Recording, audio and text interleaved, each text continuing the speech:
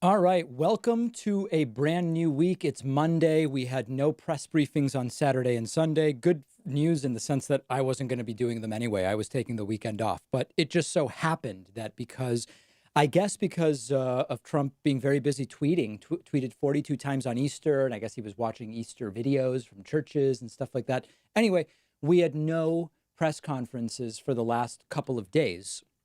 And indeed, we are back again. It is a Monday. We are about 17 minutes from the scheduled start of today's press conference. We have a crazy situation here in Boston. It's an insane rainstorm. It's warm, but it's very rainy and windy, and things are knocking against my house. There were a couple booms earlier, and we've been warned by the electric company multiple times that there may be power outages, including sustained power outages. So if the stream ends suddenly, um, I wonder if the lights would go off and that would transmit before the stream shuts down. I don't know the order of what it would all be. But in any case, I hope that I don't get knocked off because we have really, really bad weather going on here. Okay, there is so much to discuss today. If you have questions for me and you're watching on YouTube, you can use the super chat function. Your message will show up in the lower left of the screen. If you're watching on Twitch, like Dranoa, who just signed up, you can send a message with your subscription. It'll show up in that vertical blue box at the very, very top. We have a whole bunch of new clips scheduled to publish today on our YouTube channel, including one that went live 45 minutes ago about Donald Trump's first signs that he may be moving in the direction of firing Dr. Fauci. There is a poll on my Twitter that you can vote in right now. 2,100 people have voted so far. Does Trump fire Fauci? No. Yes, in the next 48 hours. Yes, in the next week. Yes, in the next month. Vote now. Twitter.com/dpacman, and we will keep an eye on that. That went up a little while ago, so that's available for folks who want to participate. Let's see. Okay, let's get updated with the latest numbers. And of course, welcome if you're watching on Twitter, Twitch, YouTube, and Facebook. We have many things happening. The global coronavirus case toll is at 1.9 million. Now, I have three studies for you momentarily about what the real, oh, excuse me, sorry for punching my mic. If you're wearing headphones, that probably hurt. The real case number, we will get to that momentarily, and we do have about 119,000 deaths so far. In the United States, the official number is 583,000 with over 23,000 deaths at this point in time. You will see that yesterday we had 1,500 new deaths, which was actually a decline. If we want to look now at the curves, we seem to have been in a plateau since about April 2nd-ish, kind of staying within this range. We also are seeing the daily new deaths. We saw a plateau starting about April 7. And then yesterday, we actually did have a decline. We'll see where today's numbers end up, but it seems that we are plateauing. Now, of course, this is now going to make the ascientific right-wing loons start to say, all of this for so few deaths. Now, of course, that ignores the tragedy of the 60,000 deaths we are likely to have, but it's like an anti-vaxxer who says, measles is so rare. Why do I need a vaccine? Well, measles is rare because of the success of the vaccine. That's the whole point. In the same way, the numbers are starting to turn around because of what we've been doing, and it would have turned around much faster had we started doing things at the beginning. So these are the latest numbers out of the United States. The IHME model has just been updated. I have not yet looked at it, okay? Let's see what the latest update says. According to this, the peak deaths is expected to be today. Now, they had previously said it was April 10th, adjusted to today. Every day where we get data, this becomes more precise. Now, officially today, it says that the death toll will be between 464 and 7,000. Well, no, it won't, right? I mean, we've had 1,300 deaths so far today. So it's not going to be 400 or 500 or 600 or 700. It's going to be at least 1,300. And it's not going to be 7,000 either. We'll see where we end up. 1,500, 1,600, 1,700, we don't know. And then in terms of total deaths, the number updated to 68,841. By August 4, importantly, this is just wave 1. Future waves are not part of this model. Let me take a look at my home state of Massachusetts. Just for kicks, you can look at your state. The Massachusetts peak expected to not be until April 29th, despite the fact that we're actually below where the curve expected us to be, but we'll see. Expecting 8,200 deaths in Massachusetts. Now, I have to admit, this seems a little weird because we currently have in Massachusetts 844 deaths. How are we going to get to it? Well, listen, I hope it's wrong. Obviously, I hope we do better than that. But these are the latest. These are the latest updates. Expecting today 882 deaths, but we are at 88. Yeah, see, this is why some elements of this model don't make sense to me. The model expects 882 deaths today in Massachusetts, and there's only 3 hours left until we hit midnight GMT, which is when this resets, and we're only at 88. Like, it just doesn't seem like that makes any sense. Am I missing something? Maybe somebody can explain it to me. I don't know. But anyway, these are the latest numbers, and we will hope to do better. We are going to get today, I'm sure, from Donald Trump, a presentation on this. Wait, hold on a second. Where is it? On this, the White House Counsel from Hell to reopen the economy. I'm going to get to that in a little bit, but first I want to get to some of your super chats and this sort of thing. I will mention that today we have a patron target, not a member target, and Ernesto is new patron number 1. Thanks, Ernesto. I'll make sure to thank everybody, and I'll say a little bit more about that in a second. Let me say thank you, too. Wait a second. Don't want to miss anybody here. Thunder Speaks has subscribed with Twitch Prime. Brekra has subscribed with Prime. Death Fox Art is a new Twitch subscriber. Chad Rath has gifted a subscription. GW Jumpman BDB has signed up. Skizmage has subscribed. Liquid Ice subscribes and says, Wisconsinite here voting last week was insane. Panagiostic has cheered. And the Mushroom Man subscribes and says, big fan of the show. Have you ever read the Expanse series or watched the TV show? I have watched the TV show. We've interviewed the creators, one of the creators, but I have not yet read the books. If you're joining me on YouTube, remember to hit like and subscribe. Some super chats coming in. Stephen Kenneth Destiny Bennell II says, who's better on policy, Hillary Clinton or Biden? I'd say probably Biden.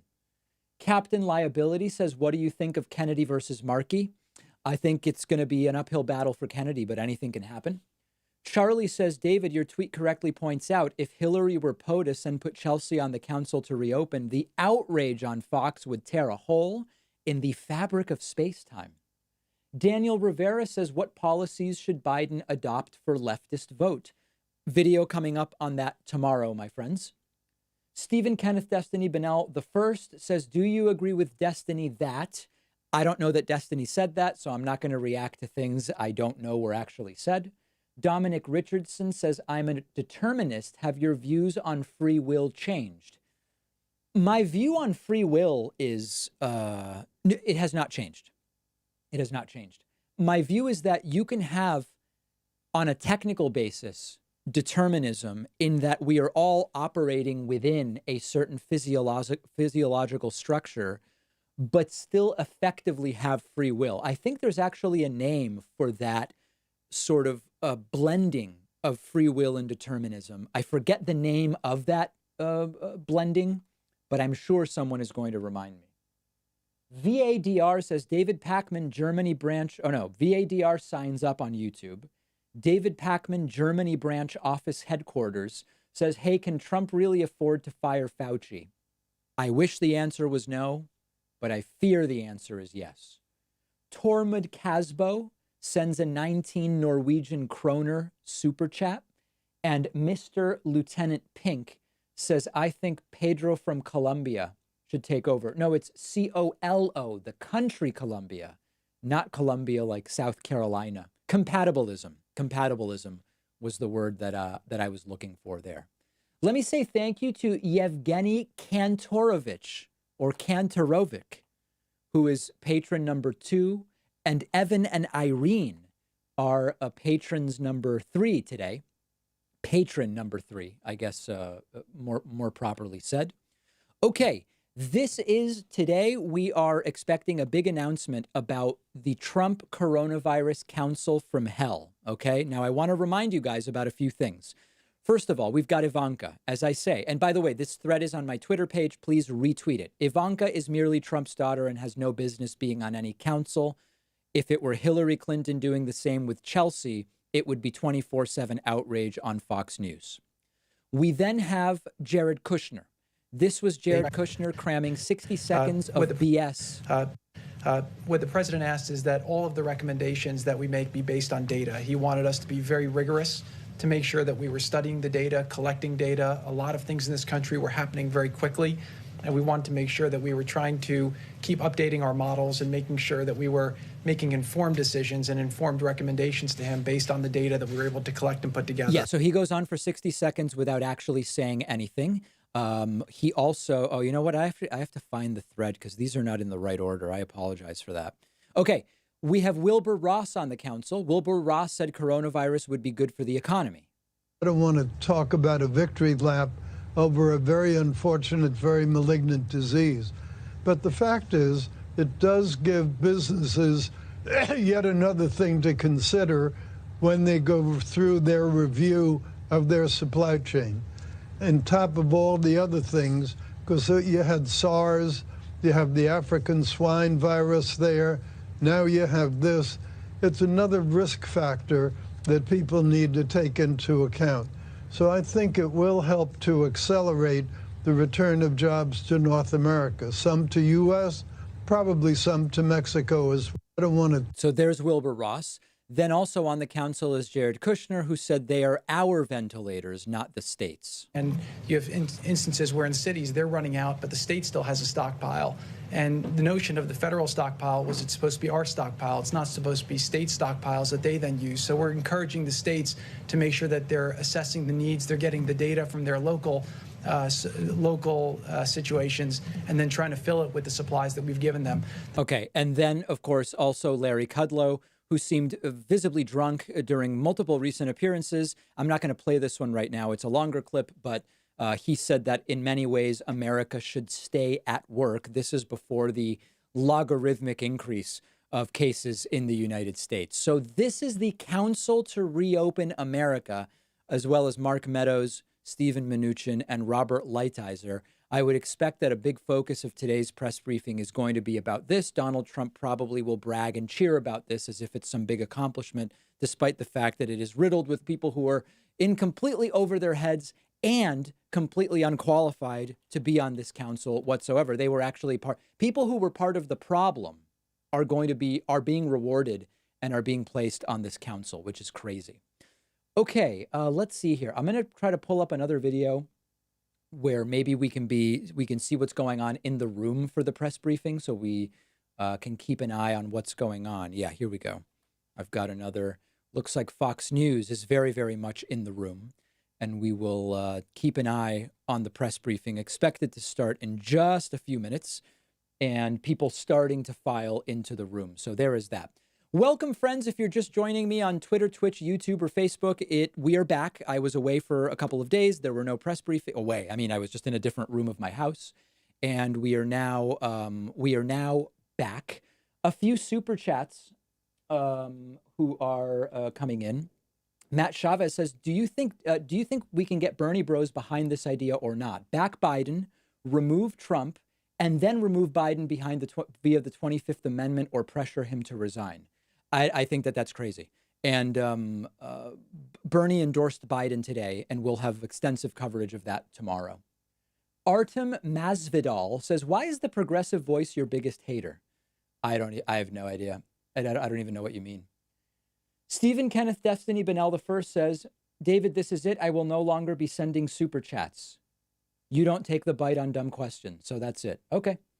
Matthias Noren signs up. Jesus was a communist, says France extending lockdown to the 15th of May, closing borders till the start of September.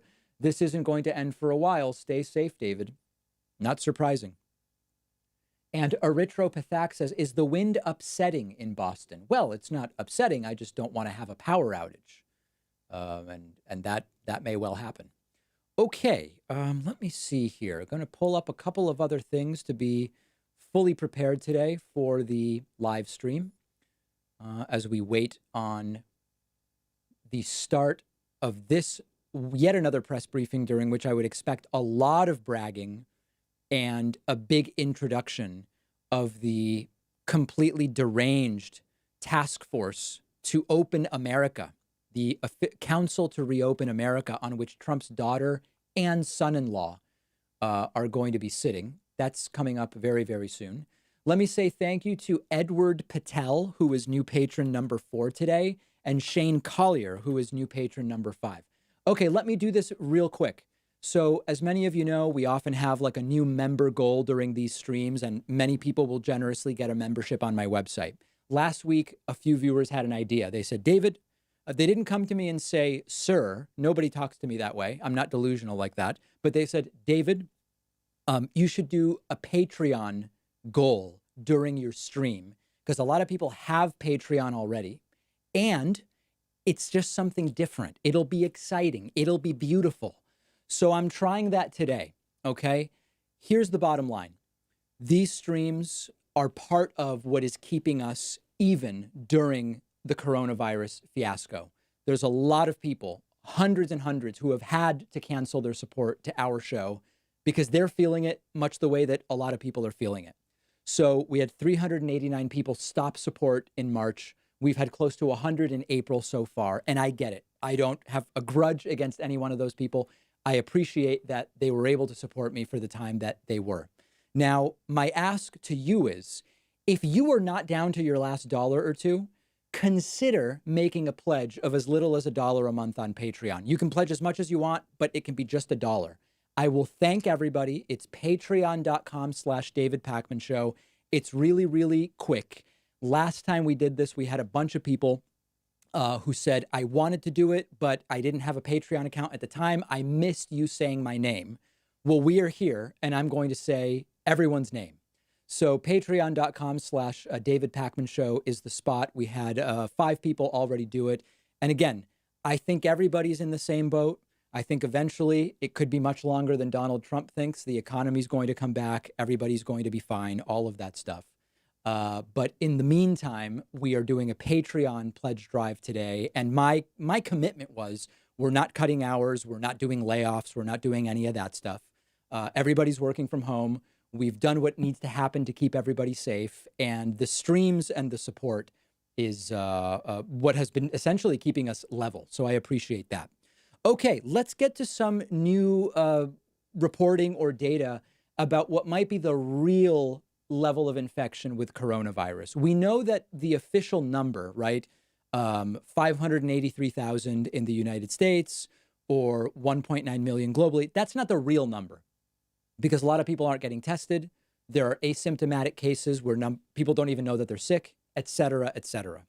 One study from Germany tested a bunch of people in Gangelt, and they found that there was a 14% antibody rate. 14%. Now, there's a couple different question marks. Has 14% of the German population really had the virus? I don't think so. One possibility is that the antibodies are not being correctly distinguished between SARS-CoV-2, meaning this coronavirus, and other coronaviruses. But one data point is that 14% of the people in Gangelt had antibodies. We have another study from Austria, which found that the level of infection early in April was somewhere between, where are the exact numbers? Somewhere between 0.12 and 0.76%. That would be a rate that is roughly equal to the numbers in Austria. Austria officially right now having, how many cases was it? About 14,000, or potentially it could be up to a few times the official rate. That's another data point. And then we have a sewage test from here in Massachusetts. There was a sewage test, wastewater test done in an area with 500 cases. And what this study found was that there were somewhere between, where was that number?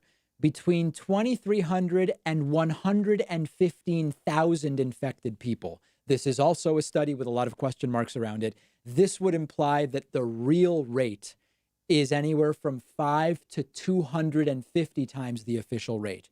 Do I think that the real rate is 250x? No. That would mean that about 140 million people have had coronavirus in the United States. I don't think that that's the reality. Do I think that the real rate could be 5x or 10x? It's possible. It's certainly possible. And I think what we're learning from these studies, study after study, is that we really don't know what the actual rate is because the data is varying significantly around the world. And in addition to that, we are seeing we are seeing different infection rates, different death rates. There's just a lot we don't yet know that my guess is we will find out more about in the period between wave 1 and wave 2. That's my my hypothesis. Let me say thank you to Auntie, who is new patron number 6 today. Alec Foy is new patron number 7 at patreon.com/David Pakman Show.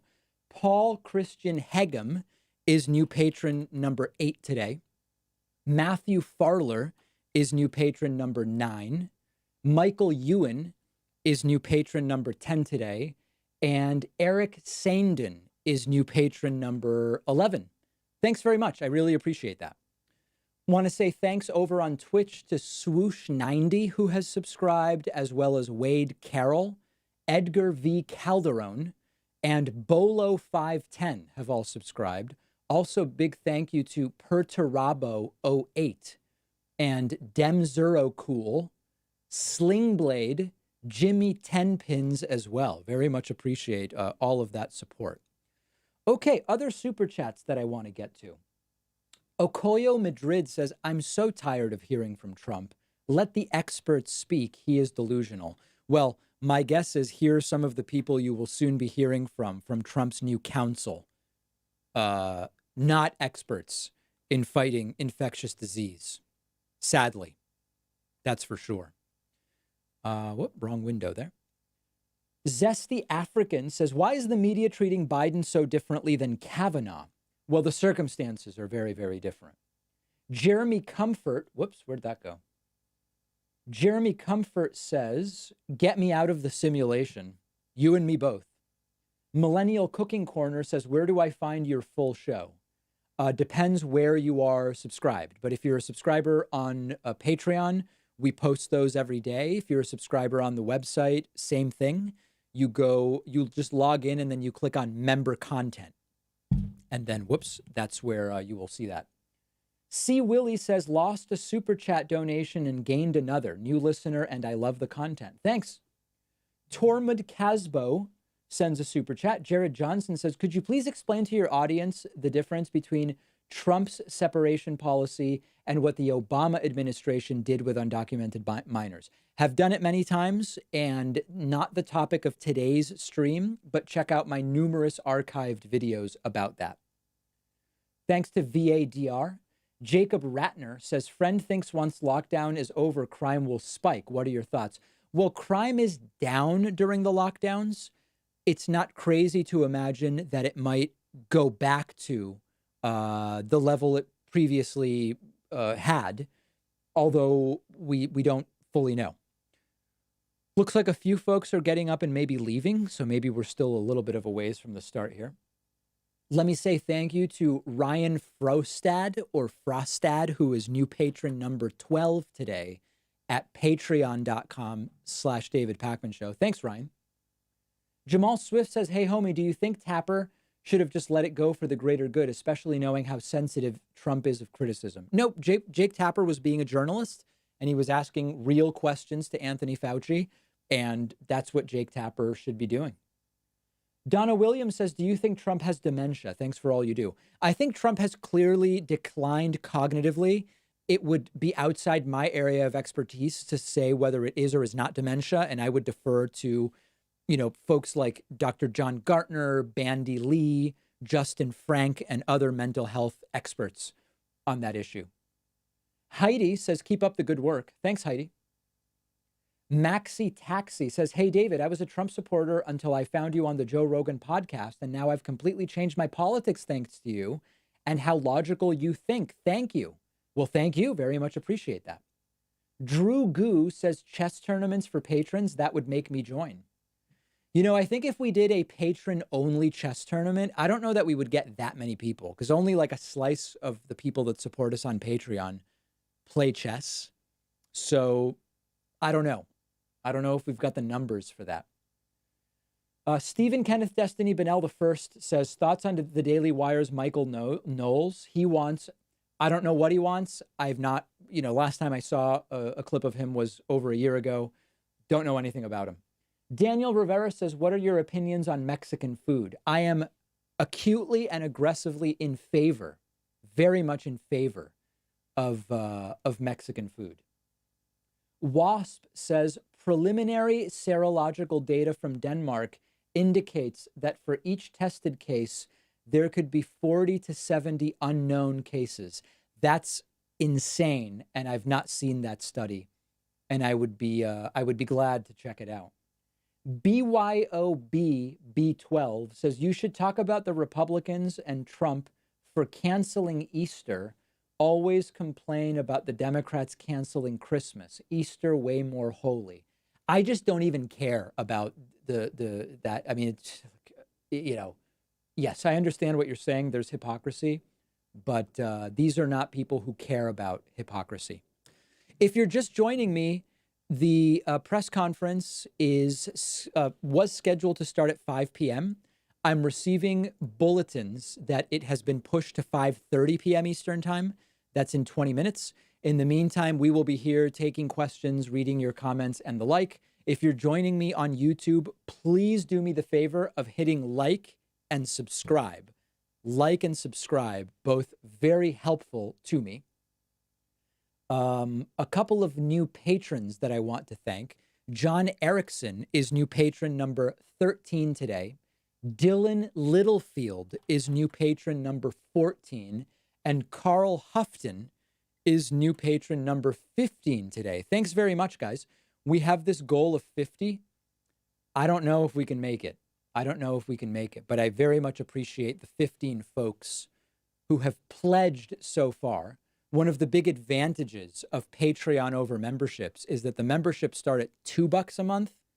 Patreon starts at $1 a month, which we want to break down all barriers. All barriers should be broken down strongly. Okay, Stand Up and Fight Back sends a super chat. Andre Onea says, considering the Fire Fauci tweet, do you think Dr. Birx has been praising Trump as a safety measure? Yes. He has zero tolerance for criticism, but will sometimes do the right thing if he can claim credit. Absolutely. What is this? Wow, I don't know what they are playing there, but that looks weird. Alex Walker says, Mexican food is racist. Sage Bowen says, love the show. Could you comment on Tara Reid's accusations? I have trouble putting them aside. Have already commented on it. Stabby666 says, why broadcast this lying moron every day? You're spreading his ignorance and giving him free publicity. So we attempt to live fact check these, which is what I think corporate media should do. Pretending they're not happening isn't a good idea because people are watching them on places where there is no fact checking. So I've calculated that the most good I can do is by making every attempt to live fact check. Let me say thank you to Matt Bond. Matt Bond is new patron number 16 today at patreon.com/David Pakman Show. Emmanuel Ramirez Vera says, what day and time do you take calls? Typically, we take calls Wednesdays at 12:15 p.m. Eastern time, typically. And we always announce it on Twitter. Chris K says, I now know someone that has died from COVID-19. It's too real now. Many, many of us do. More and more people know someone who has died from COVID-19. And as much as that seems to be making some people take it more seriously, it's also disappointing that oftentimes people don't take it seriously until it affects them personally. Gay marriage, for example, you see Republican elected officials who, for years and years, campaign against gay marriage. Then they have, a LGBTQ family member and they change their mind. It's great that they eventually came to the right view, but it'd be better if it didn't take personal contact to be able to empathize with others and understand the importance of supporting LGBT rights. Oria Poj says, David, you rock. Thank you. Vicky Owens has grabbed a YouTube subscription. Thanks, Vicky. Cisco has grabbed a YouTube subscription. Klaus Grabler says, South Africa has millions living in squatter camps. We are going to experience an apocalypse. Do you agree? Yeah, I mean, I think that there are all sorts of different areas where there will be continued problems. Homeless shelters, certainly refugee camps in different places. It's going to be very, very complicated for a long time.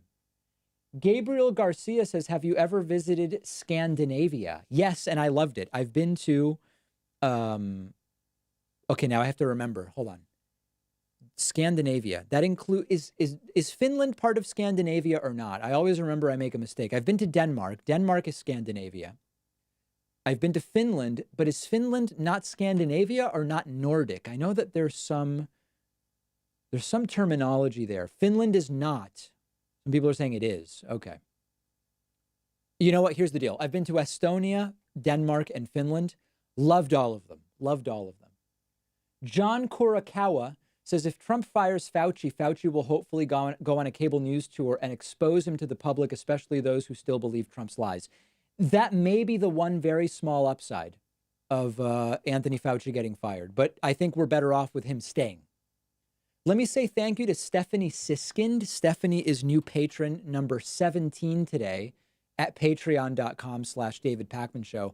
Also, Ryan B is new patron number 18 today at patreon.com/David Pakman Show. If you're just joining us, we are not doing a membership drive today. We are doing a Patreon drive because it starts cheaper and I don't want to keep anybody out for financial reasons. So I'm thanking folks signing up at patreon.com/David Pakman Show. If you're just joining us, it seems as though the press briefing has been delayed to 5:30 p.m. Eastern time. We are expecting a lot of bragging from Donald Trump because it does seem as though the U.S. Case and death numbers may have peaked and are starting to decline a little bit. We are also expecting a heavy focus on Donald Trump announcing the Council to Reopen America. Of the 7 people on it, 2 are his own relatives.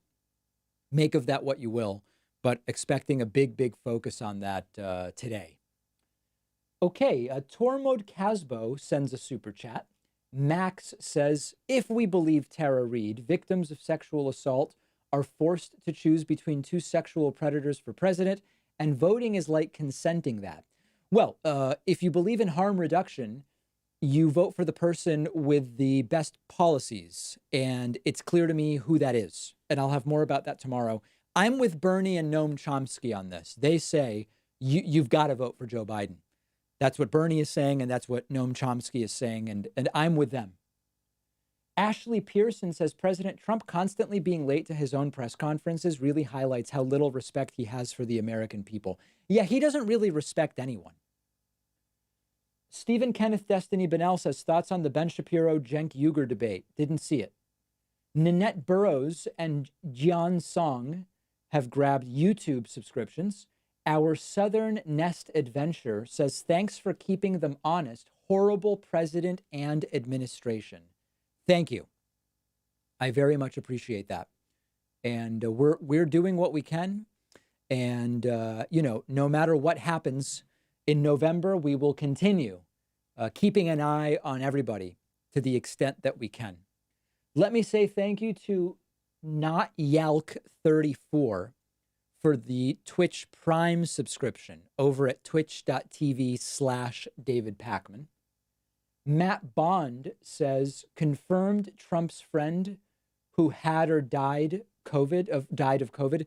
Yeah, Trump's mentioned that friend of his obese friend, who had COVID. I haven't heard Trump say that the guy died of COVID. But I don't know that anyone has been able to confirm that that person actually exists. Lars Ove Larson says, when will reporters start demanding Trump answer questions instead of doing self-glorification? You know, I've talked about that before. The obvious thing would be keep asking Trump the same question, every reporter, until he answers. The problem in a practical sense is that when you call Trump out on one lie, he tells 3 other lies. And it's like a virally growing, it's like a branching set of lies. And it just, you know, he'll just tell more lies. And then which lie do you ask about? It's a really tough situation. I used to always say, just keep asking the same question over and over again, until I read a couple of pieces that say it might sound like that would work, but it wouldn't really work. In a lot of ways, it would not actually accomplish much at all. And the Trumpists would just say he's being badgered either way. It's not like they would say, wow, he's not answering the question. They would say, wow, these reporters are terrible people. So I don't know what the solution is to that issue. Let me say thank you to Elmer Haney. Elmer Haney is new patron number 19 today. And Robert Wheeler is new patron number 20 today. Thanks, Elmer and Robert. Very much appreciate your support today. Danny Thompson says, when an antibody test is here, it will be because it was built on the viral loads of gay men with HIV. Food for thought, who are still against gay rights marriage. Looking at you, Mike Pence. I didn't know that antibody tests, that's how antibody tests work. I hadn't read that, but I'm interested in learning more. Daniel Rivera says, what must we do to get a Pacman haircut stream? I don't know. I mean, listen, I think if we got to 4,000 patrons, I would do a live haircut on stream. I think that is safe for me to say.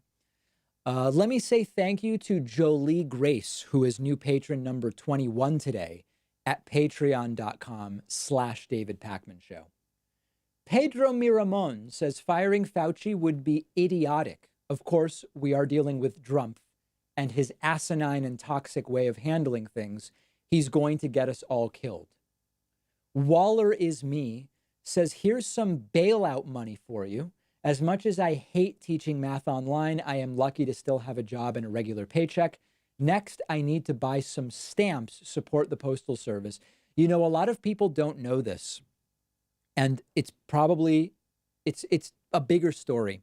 But one of the reasons that the Postal Service on paper is so financially upside down is that there is a requirement on the Postal Service to pre-fund retirement benefits decades ahead of time. No big business would ever be expected to do that. And with many big businesses, if you said you need to now pay for the future pensions of people, a whole bunch of private businesses would be totally not viable on paper. That's an element, and Tom Hartman has a lot of coverage of this. That's part of why it's so easy to say the post office isn't viable as an organization, because there's requirements on the Postal Service that are not placed on any other business or almost any other business. It's truly crazy. And I encourage you to Google that. You can find out a lot about that. Adrian Benningfield says, go for long hair, David. Yeah, I mean, I don't know. I could be, you'd have to force me to cut my hair on stream, but I think if we got to 4,000 patrons, I would be willing to do it. I'm probably only, let me actually see here. It's conceivable that it's possible in 10 days I could actually have a man bun. It's possible. I'm trying to see if I squeeze back. There's like a handful of something back there. I think if I can go another 10 days, it's conceivable that I could have a man bun, which I think would be a total game changer for the show. I mean, a progressive talk show hosted by someone with a man bun. I don't know.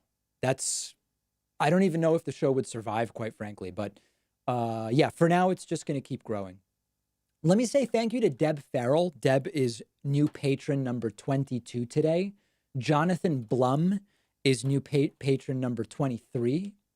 Tom is new patron number 24 today. Brian Gross is new patron number 25, and Dominic Martineau is new patron number 26. Thanks very much, guys. I really do appreciate that support.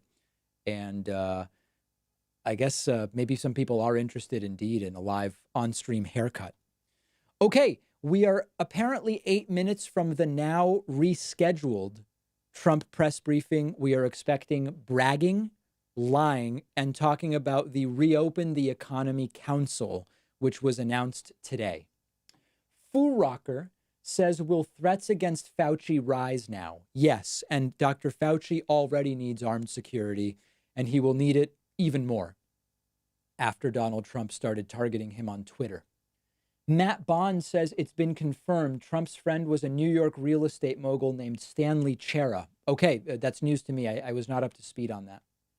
John Goodfriend says, David, are you concerned there's not enough pushback messaging from Biden and the Dems to Trump's disastrous response to this pandemic? Yes, I am indeed concerned about that.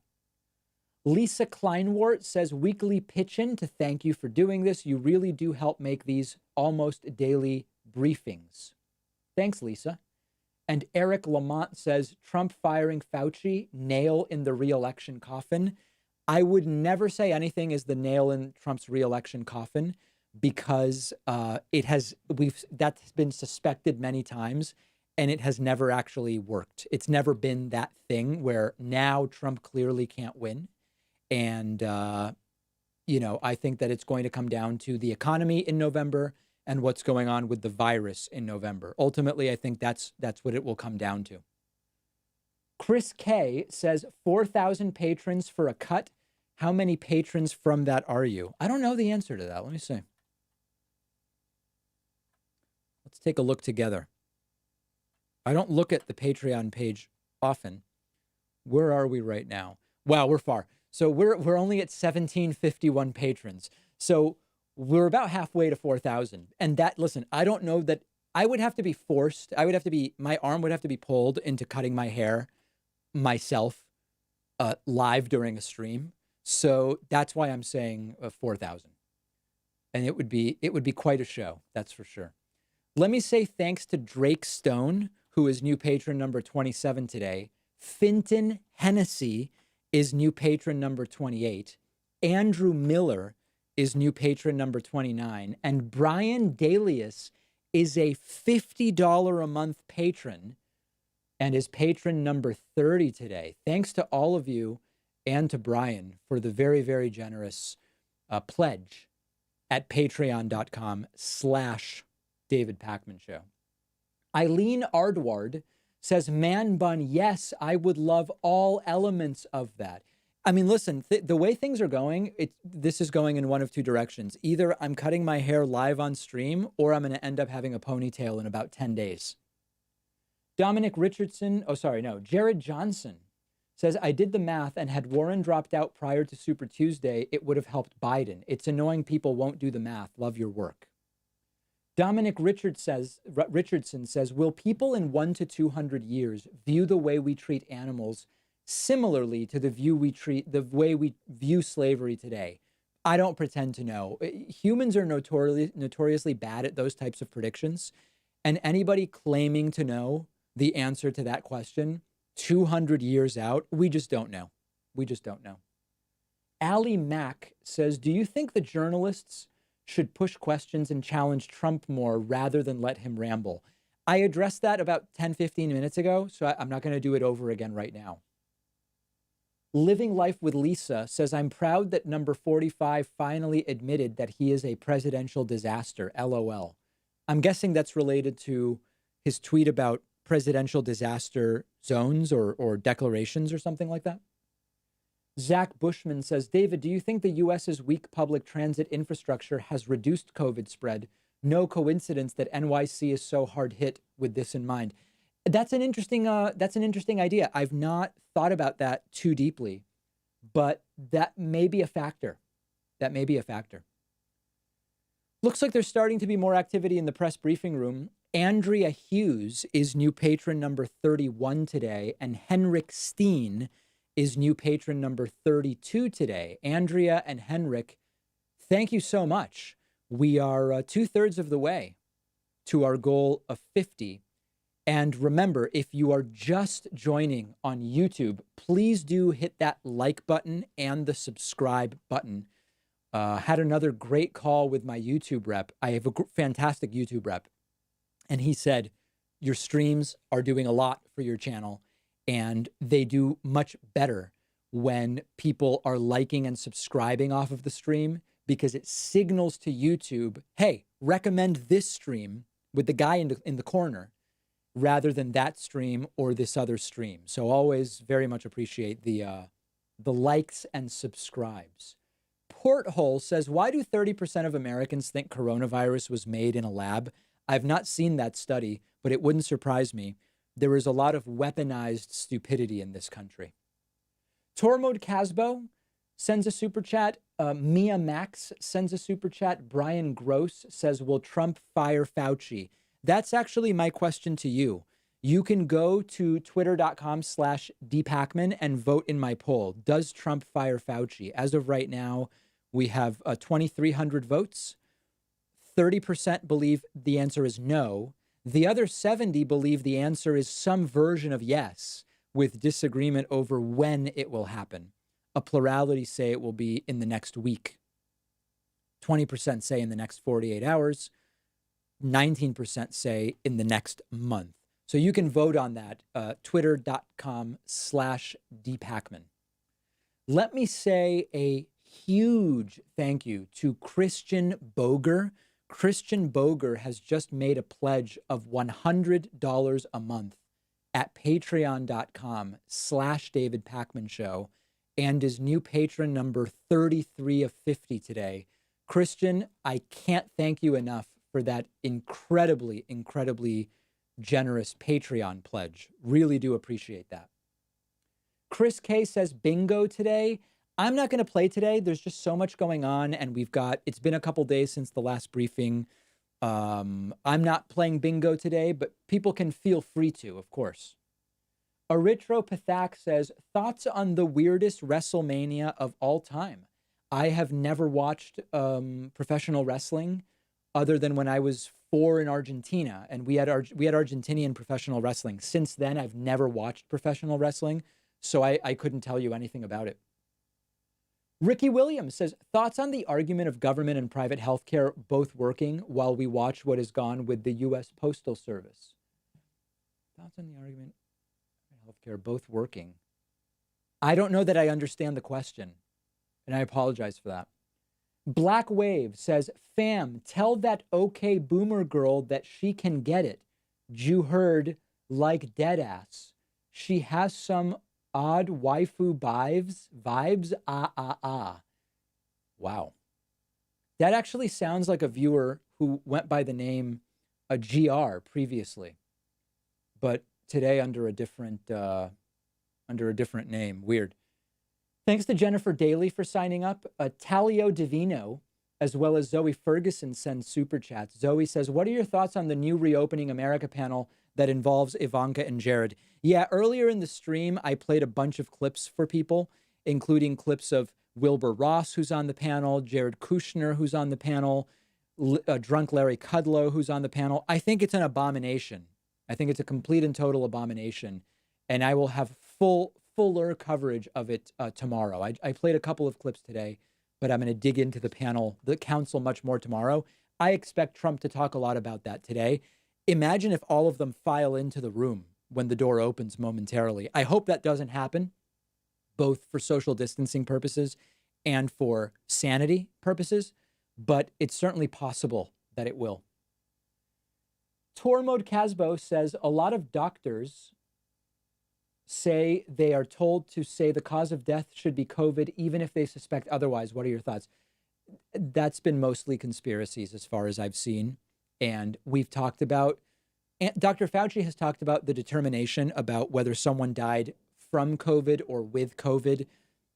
I'm not even going to get into it in more detail. I've already talked about it, and it's not, there's a lot of conspiratorial thinking that is being generated by it, and that's a very, very bad thing.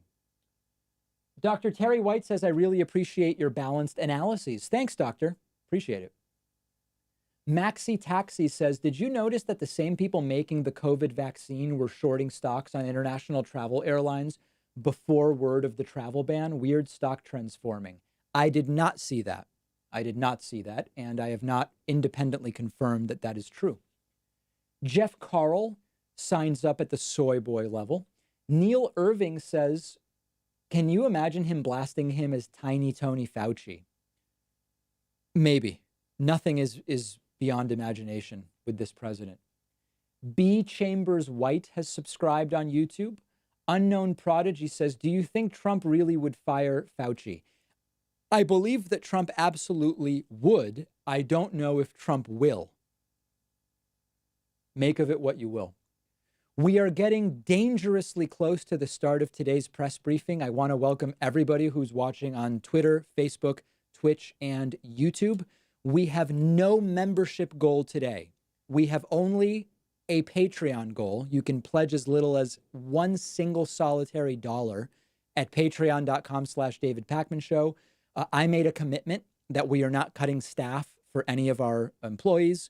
We're basically trying to ride this through and keep everything level.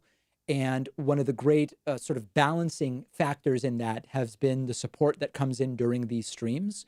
So consider yourself politely invited to make a pledge of as little as $1 at patreon.com/David Pakman Show. Can go as high as you want. We got a $100 pledge today, but $1 a month really makes a difference. And I have agreed to cut my hair on stream if we get to 4,000, although I imagine that that is not going to happen anytime soon. It's certainly what we would call a stretch goal, as the kids say these days. John Molish says, you are amazing. Thanks, John. Norgapab says, have you ever been to Montevideo, Uruguay? What is your opinion? I have been there. I've also been to Colonia, Uruguay, and I loved it. I mean, it's familiar. I'm from Argentina. Uruguay is familiar in many ways if one is Argentinian, although the culture is different. Part of it is that the accent in Uruguay is very similar to that in Buenos Aires, where I was born. And there's this fantastic, I guess it would be called sort of like a central market in Montevideo, which is the capital of Uruguay. Wear clothes that you're okay getting completely covered in barbecue smoke smell when you go, but absolutely delightful place. And Colonia is interesting as well. I took a boat from Buenos Aires to Colonia, then took a bus from Colonia to Montevideo, and then took the boat back directly from Montevideo to Buenos Aires. And I don't like boats. I tend to get seasick. And the last 15 minutes of the ride from Buenos Aires to Colonia were not pretty. It was not pretty. Even with my Dramamine, it was pretty ugly. Let me say thank you to Amy for doubling her Patreon pledge from $5 to $10 a month. Amy, I'm calling that pledge number 34. I know that you're not strictly speaking a new patron, but I'm still calling it 34. And I want to say thanks to Scott Galahad, who is new patron number 35 today at patreon.com/David Pakman Show. We are getting close to today's press briefing, should start momentarily. Zoe Ferguson says, thanks for the answer. My pleasure. Claudio Batista says, keep it up. Anna Burgos says, will Trump blow a gasket with Cuomo taking initiative, leading governors to reopen the economy? I think Trump probably just won't talk about it. That's my instinct. Yeah, Andrew Cuomo with some surrounding governors are starting to come up with a plan for phased reopening of the economy. It's not clear exactly when they're going to start, but, you know, Trump doesn't like being, what's the word? Doesn't like being upstaged. Some would call it cucked, but that would be inappropriate. Upstaged, I think, is a more couth way of saying it. Okay. Ricky Williams says, news that Trump is refusing to bail out the post office. Assume conservatives want it privatized and to fail. Kind of shows what can happen keeping private insurance around if not done right. Iridescent Ink. Do you find it ironic that Trump calls himself a stable genius despite being outwitted by a piece of RNA 30,000 lines long without a brain and not alive. Yeah, I actually played today. Let me see if I can find it. This may be the most embarrassing video of Trump that I've ever seen. And I know that different people will disagree on that. Where was this video? Here it is. Check this out. Look at how incompetent Trump is. It's absolutely stunning. This was from Friday. Brilliant enemy. They develop drugs like the antibiotics. You see it? Antibiotics used to solve every problem.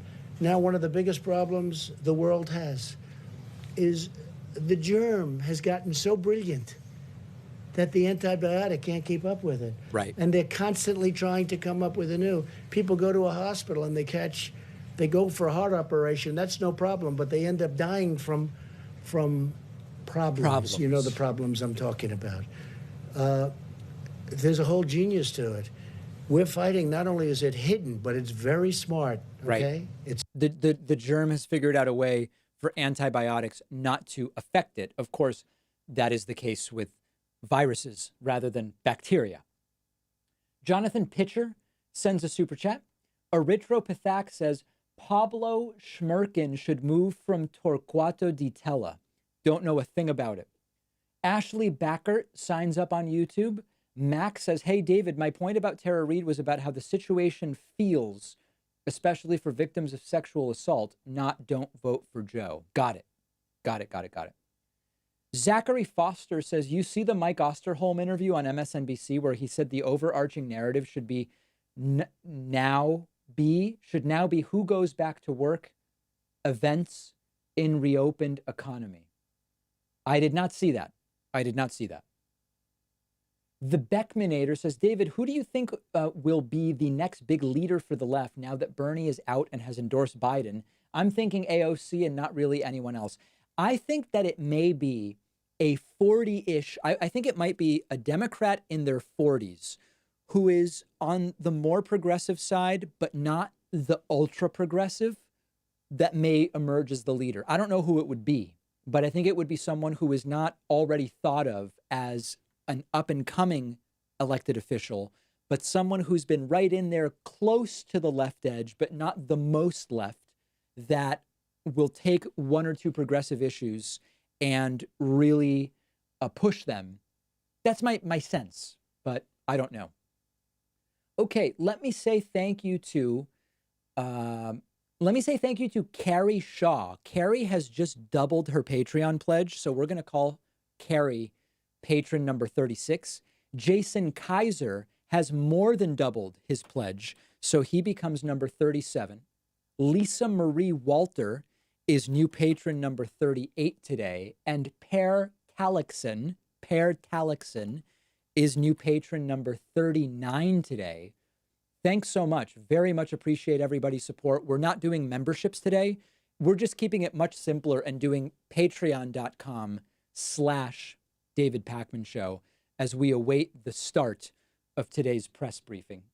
Dominic Richardson says, thoughts on global unification. If you're talking about one world government, I mean, I don't see it.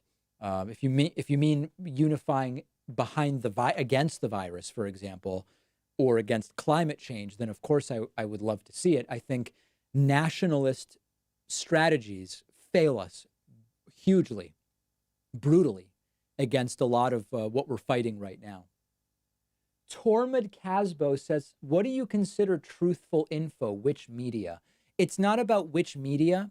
It's about going to primary sources. Go to primary sources and understanding when something is satire or deliberate fake news. There's someone I went to high school with who I had to unfollow on Facebook because she's constantly posting stuff from literal fake news websites. Like you go to the About and it says, this is like for entertainment only. This is not real news. And she's posting it.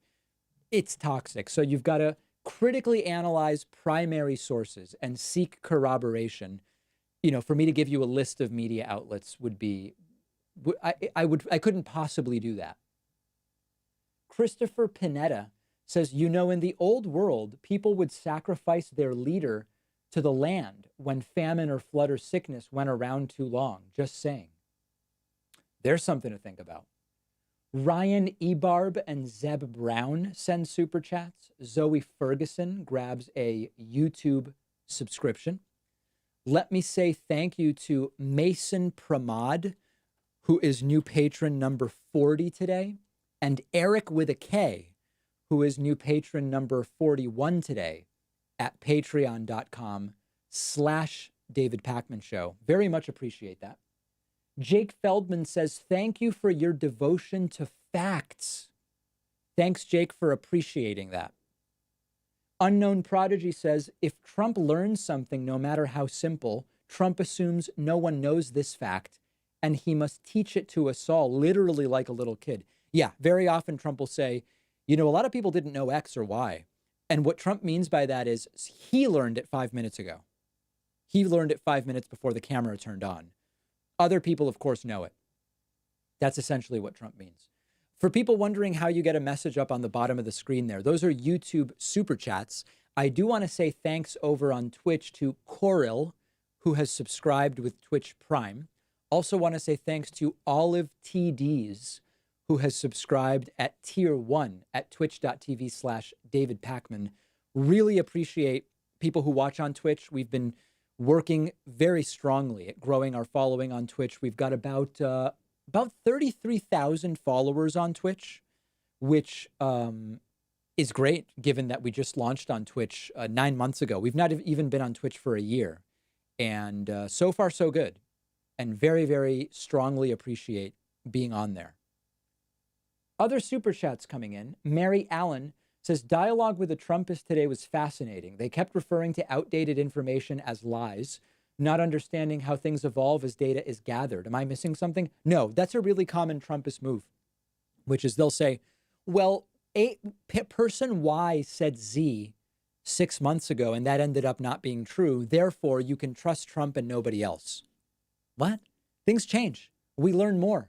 Projections change. Data, facts, science, the scientific method, critical thinking. It's not even worth it. I wouldn't even bother, quite frankly, Mary. The Beckmanator says, it sounds like you're describing Ro Khanna, who, if I remember correctly, was a Bernie campaign senior advisor. Not sure if that would work, but I'd be open to that as well. Ro Khanna is an interesting candidate to be a powerful force in the future of the progressive movement. I think that's interesting. Joe J says, how can we fight conspiracy theories? They've gotten so intense since the virus started. Have you seen how bad Bill Gates is getting? It's so scary. Yeah, I've had to mute a bunch of people on Twitter and unfollow a bunch of personal friends, like not acquaintances, people from high school, not people I hang out with, let me be clear, on Facebook, because they're also posting the Bill Gates conspiracy theories. It's sick. It's sick.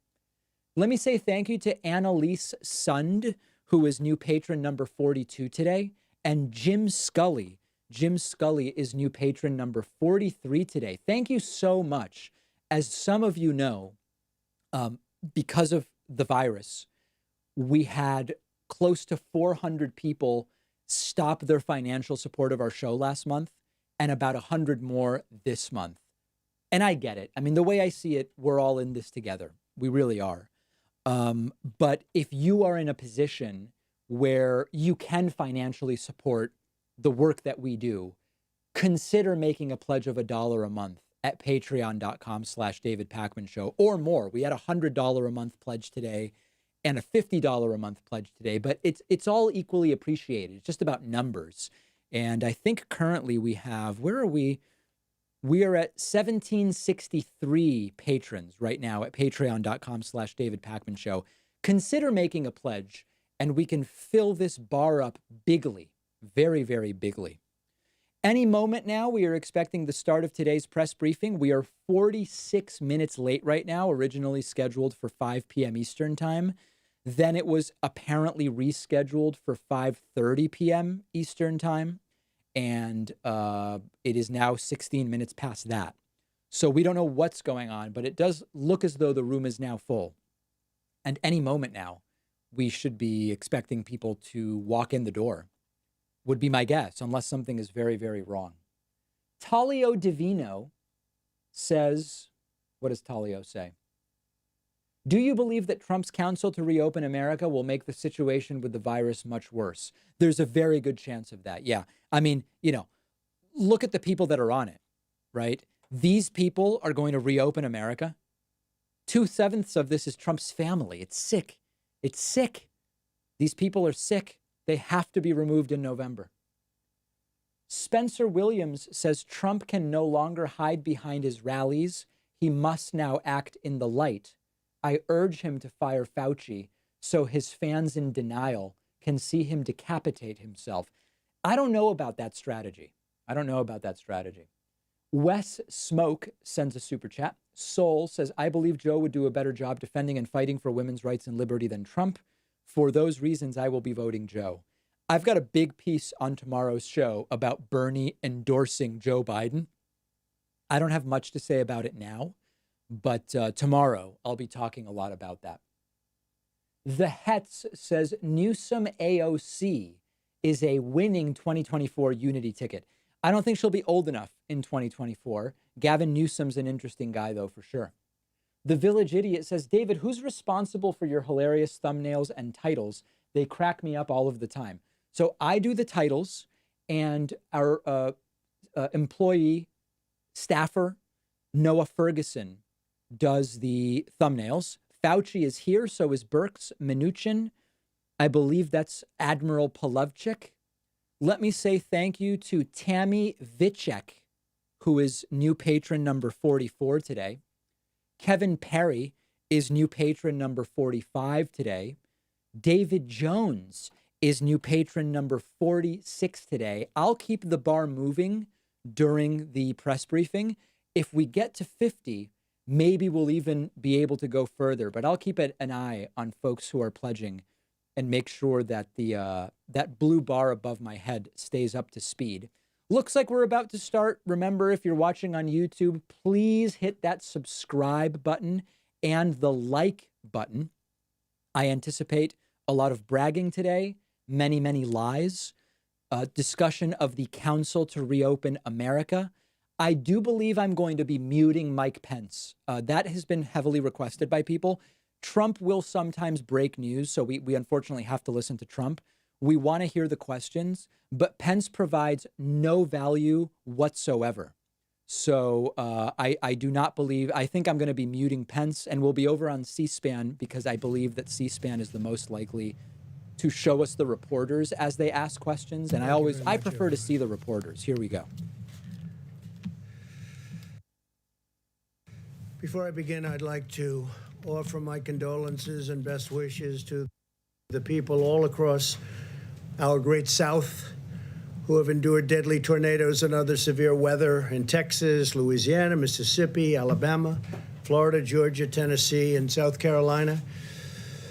My administration will do everything possible to help those communities get back on their feet. We're speaking with their governors and representatives. FEMA's already on its way, and they got there as soon as we heard the word. I said, get out there. So FEMA's there, and you know the great job that FEMA does. It's really something very special. So we just want to say warmest condolences, and we're with you all the way. It's a tough deal. That was a bad level 5. That was a bad group. That's as high as it gets. It was a bad grouping of tornadoes, something that's something incredible. The power, the horrible, destructive power.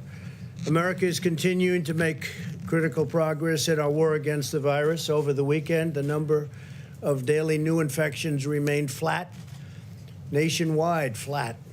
Hospitalizations are slowing in hotspots like New York, New Jersey, Michigan, and Louisiana. This is clear evidence that our aggressive strategy to combat the virus is working and that Americans are following the guidelines. It's been incredible what they've done. You looked at the charts, and the charts are, and the models from early on predictions where 100 and 120,000 people looked like if they did well, they were going to unfortunately perish.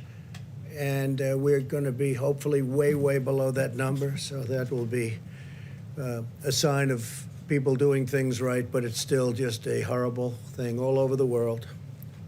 184 countries.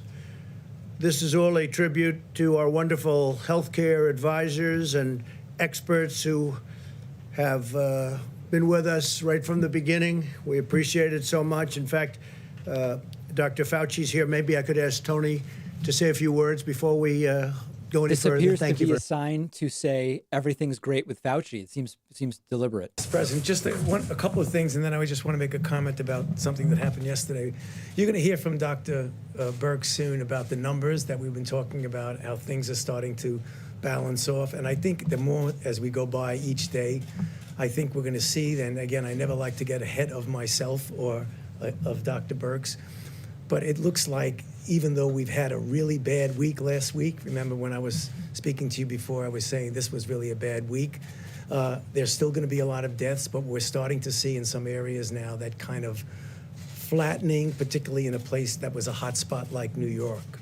That's the first thing. The second thing is that I had a really very, very productive conversation with the Congressional Black Caucus this morning for about an hour, and they really wanted to know what exactly are we going to be doing in the immediate as well as the long range about the health disparities and the discrepancies both in infection and in poor outcome in the minorities in general, but specifically African American. And I mean, I made it very clear to them that what we have to do is focus on getting the resources where the vulnerable are to be able to get testing done, to be able to get the appropriate identification where proper and where appropriate to isolate and contact trace if we can, but also to help mitigate in a community that is suffering and suffering much more disproportionately. So I just wanted to get that out of the way. The other point I wanted to make is that I had an interview yesterday that I was asked a hypothetical question. And hypothetical questions sometimes can get you into some... Trump told him, you got to fix this, Tony. Would have or could And now have. he's going to do it. The nature of the hypothetical question was if, in fact, Wow. we had mitigated earlier, could lives have been saved? And the answer to my question was, as I always do, and I'm doing right now, perfectly honestly, say, yes. I mean, Wow. obviously, if mitigation helps, I've been up here many times telling you that mitigation works. So if mitigation works and you instigate it and you initiate it earlier, you will probably have saved more lives. If you initiated it later, you probably would have lost more lives. Wow. Trump You forced him to do this. initiated at a certain time. That was taken as a way that maybe somehow something was at fault here. So let me tell you from my experience, and I can only speak from my own experience. This is unreal. Is that we had been talking before any meetings that we had about the pros and the cons, the effectiveness or not of strong mitigations. So discussions were going on mostly among the medical people about what that would mean. The first and only time that Dr. Birx and I went in and formally made a recommendation to the president to actually have a, quote, shutdown in the sense of not really shutdown, but to really have strong mitigation. We discussed it. Obviously, there would be concern by some that, in fact, that might have some negative consequences. Wow. Nonetheless, the president listened to the recommendation and went to the mitigation. The next second time that I went with Dr. Birx into the president and said, 15 days are not enough. We need to go 30 days. Obviously, there were people who had a problem with that because of the potential secondary effects. Nonetheless, Feel bad at that for this time, guy. the president went with the health recommendations, and we extended it another 30 days. So I can only tell you what I know and what my recommendations were. But clearly, as happens all the time, there were interpretations of that response to a hypetical question that I just thought it would be very nice for me to clarify because I This didn't is have the gross. chance to clarify. Yeah, you thought it Thank would you. be nice. The date on it. Excuse me? The date. You know, to be honest with you, I don't even remember what the date was, but I can just tell you the first and only time that I Wow. went in and said we should do mitigation strongly, the response was, yes, we'll do it. And what did he do? Is that the travel restrictions? No, the travel restriction is separate. That was whether or not we wanted to go into a mitigation stage It's of already 15 getting days of mitigation. Mixed up. The travel was another recommendation. When we went in and said, we probably should be doing that, and the answer was yes. And then another time was we should do it with Europe, and the answer was yes. And the next time we should do it with the UK, and the answer was yes. Wow. In this interview, you said there was pushback Yeah. Where did that pushback come No, from? it wasn't. And that was the wrong choice of words. So you know he what takes it was back when everything people he said. discuss, Holy not shit. necessarily in front of the president. When Trump people got to this discuss, guy. they say, well, you know, this is going to have maybe a harmful effect on this or on that. So it was a poor choice of words. There He wasn't also anybody said I saying made no, you shouldn't do recommendations that. that weren't Are you doing taken. this voluntarily, or did No, the president I'm doing it. advise Everything I do is voluntarily. Please, don't even imply that. So, Mr. President, the question By the is, way, the travel ban, No one that was believes it. earlier. travel ban was done earlier. And if you look at statistics, I happen to write a couple of them down. Wow. If you look at statistics, so This is 1984. on January 6th, that's long before the dates you're talking about, CDC issued a travel notice for Wuhan, China, a notice, before there was even a confirmed case of the virus in the United States. That's on January 6th. This is all documented because we have so much fake news. I like to document things. January 6th, long before the dates we're talking about, CDC issued travel notice to Wuhan, for Wuhan. On January 11th, we have 0 cases in the United States. 0. We don't have any cases. So there are no cases reported that we know of. This is Wow, it's January all 11th. propaganda today. The CDC issued a level 1 travel notice for health, while there were still no confirmed cases. So we had 0 cases. People want me to act. I'm supposed to close down the economy, the greatest economy in the history of the world, and we don't have 1 case confirmed in the United States. That's January 11th. On January 17th, the CDC began implementing public health entry screenings at 3 major U.S. airports that received the greatest volume of passengers from Wuhan at my instructions. There was not a single case of the coronavirus in the United States. So on January 17th, there wasn't a case, and the fake news is saying, oh, he didn't act fast enough. Well, you remember what happened. Because when I did act, I was criticized by Nancy Pelosi, Oh, my by God. Sleepy Joe Biden. I was criticized by everybody. In fact, I was called xenophobic. It's just I propaganda was asking today. Biden to please define that for me. I was called other things by Democrats and some others, not too many others, actually. So that, by the media, definitely. Now, on January 21st, this is long before the time we're talking, because when What the Tony's hell talking, is I going believe he's on talking here? about the end of February. On January 21st, okay, still early, there was 1 case of the virus. At that time, we called it the Wuhan virus, right? Wuhan. There was 1 case in the whole United States. We had 1 case. This is all documented. It all comes from you. A lot of it comes from you people. On January 21st, the CDC activated an emergency operations center. There was just 1 case, 1 person. So this is the day where it went full dystopian propaganda. Now that they think they've turned the corner, they're going into, we have been the best all along. Nobody can criticize us. It's instead of being 90% propaganda, it's now 100%. Economy in the history of the world. Shut it down. We have 1 case. 7 cases were on January 31st. Now, on January 21st, there was a case. Not 1 person had died. You heard that, Steve, right? Not 1 person. So we have this massive country, the United States of America. We have the greatest economy in the world, bigger than China's by a lot, right? Because of what we've done over the last 3.5 years prior to the virus, but including the virus. So we have the biggest economy, the greatest economy we've ever had, the highest employment numbers, the best employment numbers, best unemployment numbers also, the best of everything. So on January 31st, think of it, not 1 person has died. Not 1. Nobody died. Not 1, John. I don't think you'll find any. This is reported by CDC, confirmed by the news, which doesn't mean anything to me because they don't tell the truth. But CDC reported. It's funny how January the news is all fake, but he cites the news to make his points. issued a travel restriction from China. Think of it. China. So nobody died, and I issued. You can't get earlier than that. So we have nobody died, and I said, China, you can't come in. I'm sorry. Because I saw what was going on. Wasn't so much what I was told. It was that I saw what was going on, and I didn't like it. But I didn't speak to Tony about it, didn't speak to very many people about it. I didn't like it. So what did I do? Ready? January 31st, in the United States, not one person had died because of the Wuhan virus.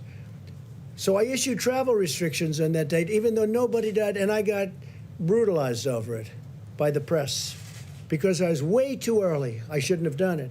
Brutalized by the press. But, I've been brutalized for the last 4 years. I used to do well before I decided to run for politics. But I guess I'm doing okay because, to the best of my knowledge, I'm the president of the United States, despite the things that are said. So then, first mandatory quarantine in more than 50 years, we did. First mandatory in 50 years. The same restrictions that the Democrats and the media called xenophobic. Now, Joe Biden said he's a racist. Called me a racist because I said, what is this guy talking about? China. We're shutting it down. He called me xenophobic and he called me a racist and other things. Since then, on a Friday night 2 weeks ago, Joe Biden issued a statement. It wasn't him. He didn't write it. I'm sure he doesn't even know that it was issued. But the people from his campaign, who are smart, people that write these little PR releases are pretty smart, reasonably good. Not the best, but they're not bad.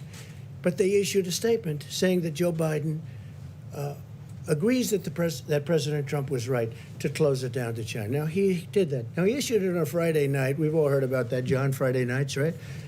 In fact, his was later Friday night than I ever released mine on Friday nights, okay? So he did it pretty late. What like at 11 o'clock in the evening or something. It's pretty late. Anyway, so Joe Biden issued, and it's one of those things. But in February, Nancy Pelosi said we should come to Chinatown. This is late February. Come to Chinatown.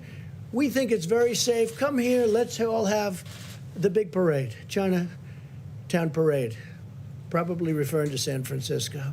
The hell is he talking and about? That's it. But I took this action early. And so the story in the New York Times was a total fake. It's a fake newspaper, and they write fake stories. And someday, hopefully in 5 years when I'm not here, those papers are all going out of business because nobody's going to want to read them. But now they like them because they write about me. Now, with that, I have a couple of we have a few clips that we're just going to put up. We could turn the lights a little bit lower. I think you'll find them interesting. They're doing and a then clip we'll show. Answer some questions. I'll ask you some questions because you're so guilty, but forget it. But most importantly, we're going to get back onto the reason we're here, which is the success we're having. Okay? Has anyone ever please, seen anything you like can put this? it on. Thank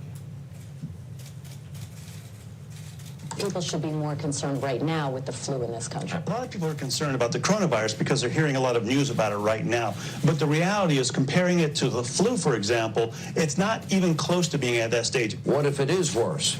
Is this a moment where maybe countries put politics aside, a little bit of pride aside, and do we have U.S. officials, should U.S. professionals such as yourself get involved? How worried should Americans be about coronavirus? Coronavirus is not going to cause a major issue in the United States. Oh, God.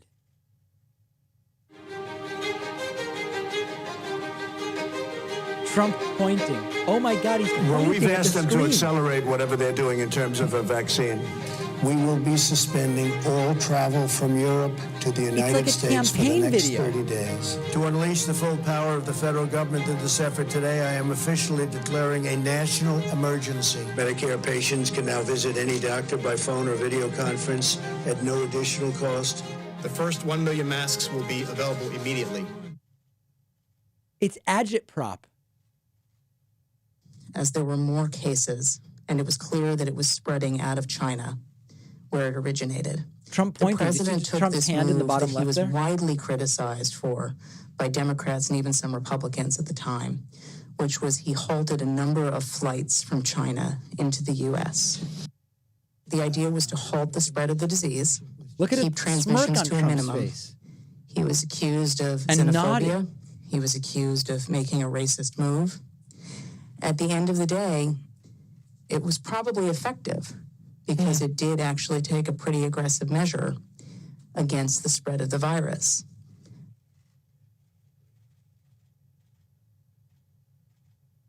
Look at Trump's face. His team is on it. They've been responsive late at night, early in the morning, and they've thus far been doing everything that they can do. And I want to say thank you, and I want to say that I appreciate it. He returns calls. He reaches out. He's been proactive. We got that Mercy ship down here in Los Angeles. That was directly because he sent it down here. 2,000 medical units came to the state of California, these FMS, these field medical stations. And that's been very, very helpful. The president has been outstanding through all this. The vice president's been outstanding. Members of the coronavirus task force, very responsive. We had asked if we could have, New Jersey could have access to a piece of the beds that are on the USNS Comfort, and the president came back, called me a short few minutes before I walked in here to say indeed they would grant that to New Jersey. So that's a big step for us in addition to all the other capacity. This is crazy. That news is literally hot off the press, and I thank the president and vice president who are on the call together. President Trump approved Arizona's request for a presidential major disaster declaration. I want to thank the president for a quick turnaround. We requested this on a Wednesday, and we had approval by Saturday morning. And we are grateful to the administration for their continued support and responsiveness. Well, first of all, I want to thank the president and the vice president for doing a really good job of communicating with all the governors. Okay.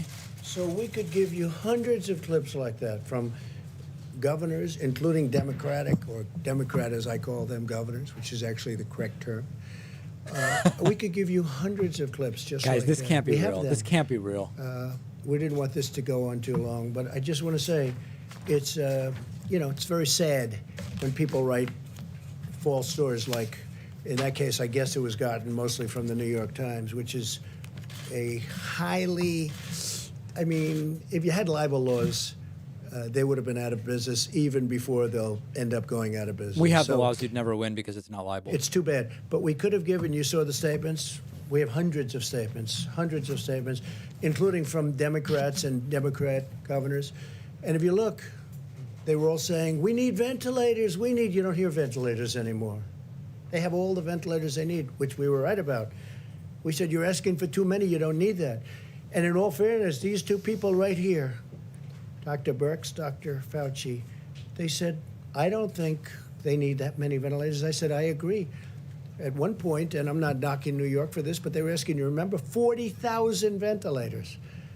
And that's more than they have all over the country. And we got them a lot of ventilators, and nobody's complained.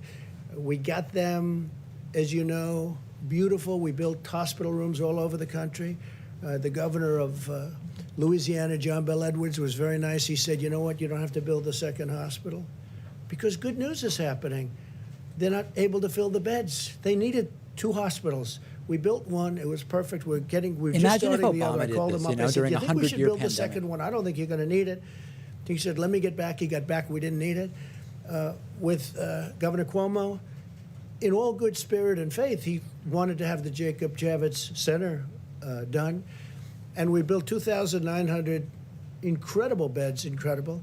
Then we made it COVID, or to be exactly accurate, COVID-19, and which was a lot of work. We had to change the ductwork. We had to seal up certain areas. We had to put areas of rooftop things over the beds.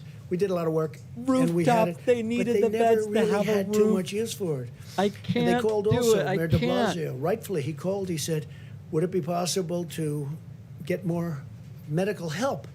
So now not only are we building facilities, they're asking us for help because they're unable to man it. And we got him the help. We got Mayor de Blasio a lot of help. Am I sleeping? Then when the Javits Center wasn't used I'm much, awake. and then, as you know, the Mercy, we took the Mercy and we took the Comfort, and we made them both Los Angeles and New York. We made them COVID adaptable, which was not easy to do. And we didn't get almost any people sent there. They didn't need them at the beginning because they didn't need it for anything but this, because there were fewer accidents, fewer motorcycles, fewer everything. And what we did was like an incredible job, but they There didn't need were them. fewer It everything. turned out they were there. We were ready. You know the expression, they have an expression, ready, willing, and able. We were ready, willing, and able. What the Army Corps of Engineers did was a miracle. What FEMA did was a miracle. What the doctors did. So I got a call 2 days ago from the mayor of New York. He said, could you help us even more with medical personnel? And we sent, I think it was 448 doctors, nurses, and respiratory experts, real experts. And I got a call from the mayor, and he said, I want to tell you, incredible, these people are incredible. He said they lifted the spirits of the hospital workers from New York City like nothing I've ever seen. He was unbelievable what he said, was really appreciated. And I let them know that. I let the military people. He said they went in there so brave, so incredible. They lifted the spirits of everybody. We did all of this work. But when you read the phony stories, nobody acknowledges this. And it doesn't have to be acknowledged from my standpoint, but it does have to be acknowledged from the great work that these doctors, nurses, the Army Corps of Engineers, FEMA, all these people, they've done this incredible job. When does the briefing And start? they shouldn't be abused because you take a look at what's happened. Nobody's asking for ventilators, except outside of our country. Outside of our country, they're calling me every country. They're calling me so many countries. There are And I'm- governors who never got the ventilators they asked for. Ventilators being built. But nobody's asking for ventilators.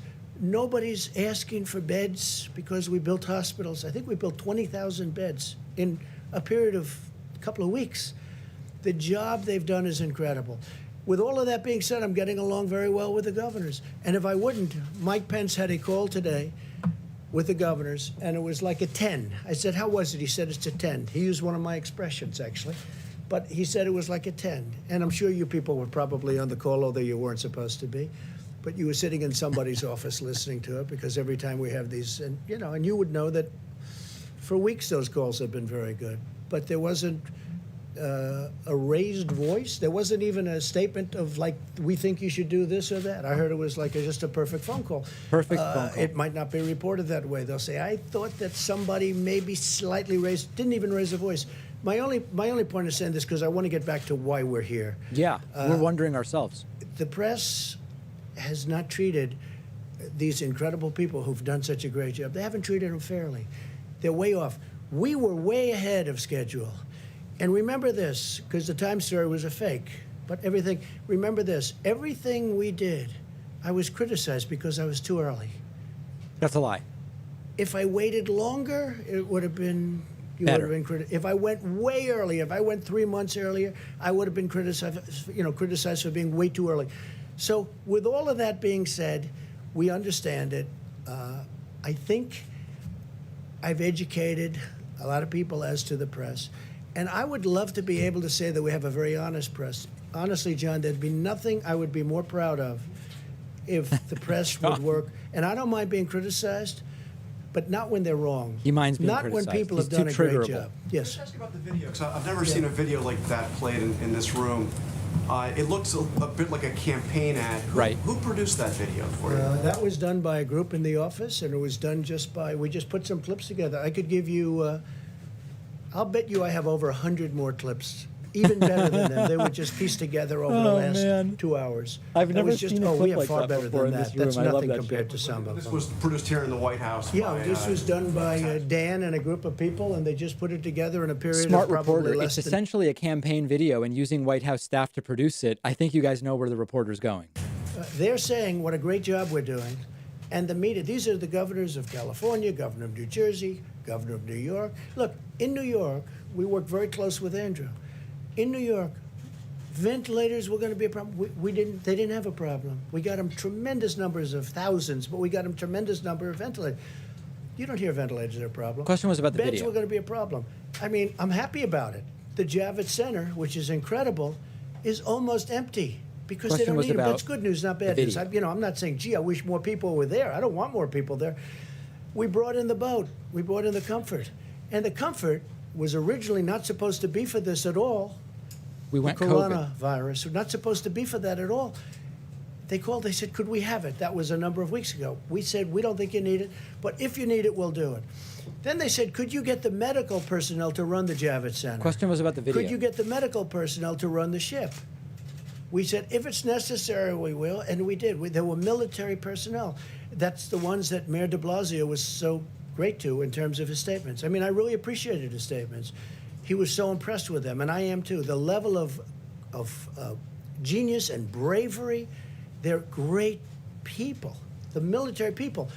And we pieced that together. I would say it took less than 2 hours. It was done in Hesty. But just to be clear, this was produced by government employees, by people here at the White House, this campaign style I wouldn't video use the here. word produced. All they did was took some clips and they just The ran them for reporter you. is And the smart. reason they did is to keep you honest. Now, I don't think that's going to work. It's not going to have any impact. Yeah. The But just video was think of it. essentially a campaign You heard finance the clips. You violation. heard what I said. They said, I acted late on closing down the country. Some people wish we never closed it down. It's now, over if we Trump's didn't, head, we would have right? Like, he lost doesn't even hundreds get of it. thousands of people. You know, interestingly, so I'm against it. We did the right thing. Everything we did was right. Yeah. Question was about If the we video. would have You don't think closed you made any down. mistakes along the way here? You think everything you did was right? Well, look, governors should have had ventilators. They chose not to have them. It's We their were fault. able to get them ventilators. You haven't heard, other than, you know, there was a lot of panic, a lot of screaming. We want ventilators.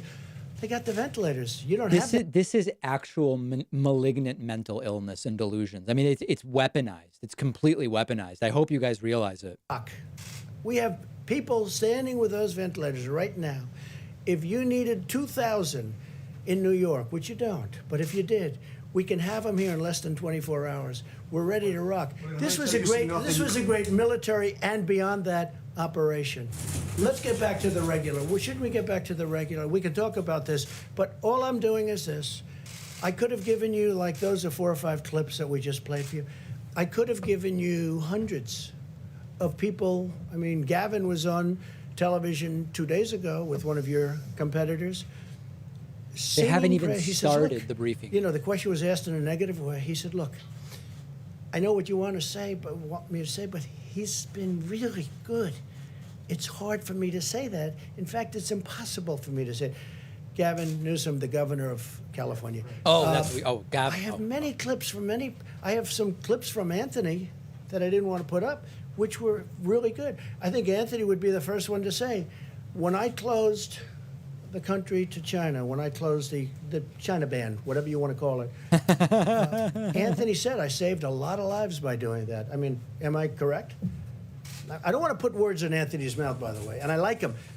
Today I walk in, I hear I'm going to fire him. I'm not firing him. I think he's a wonderful guy. Tweet something that said fire Fauci. Why did you? Fire Fauci. I retweeted somebody. I don't know.